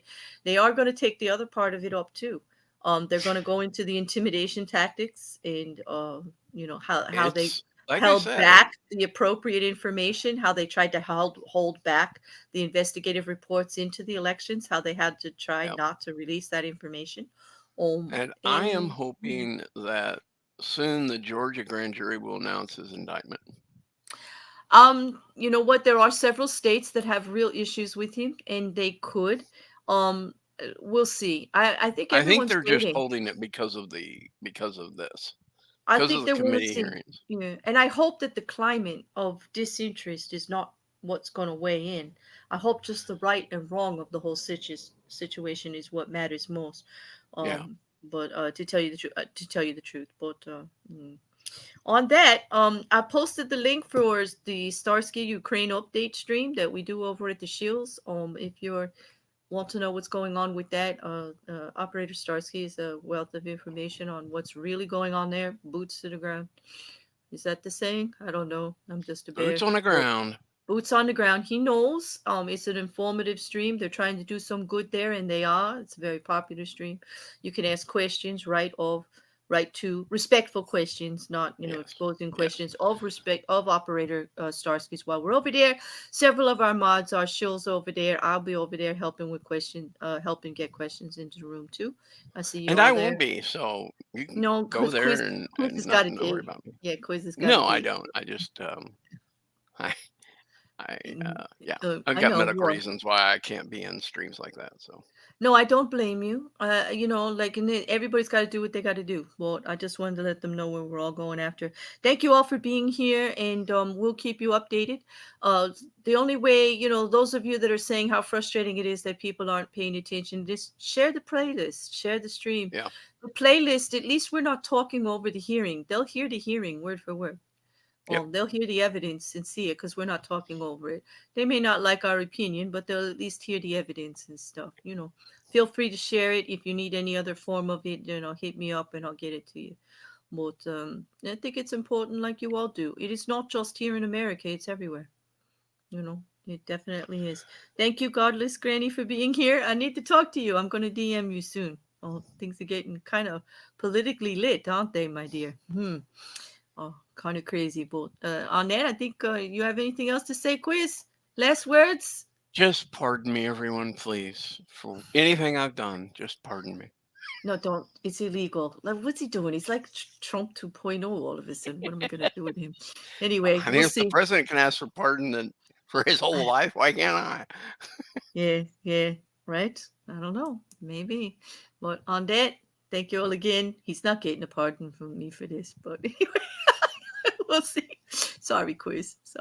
But have a good night, everybody. We'll talk to you Good night, soon. all. We'll see you when we get Okay. back. Okay, bye-bye.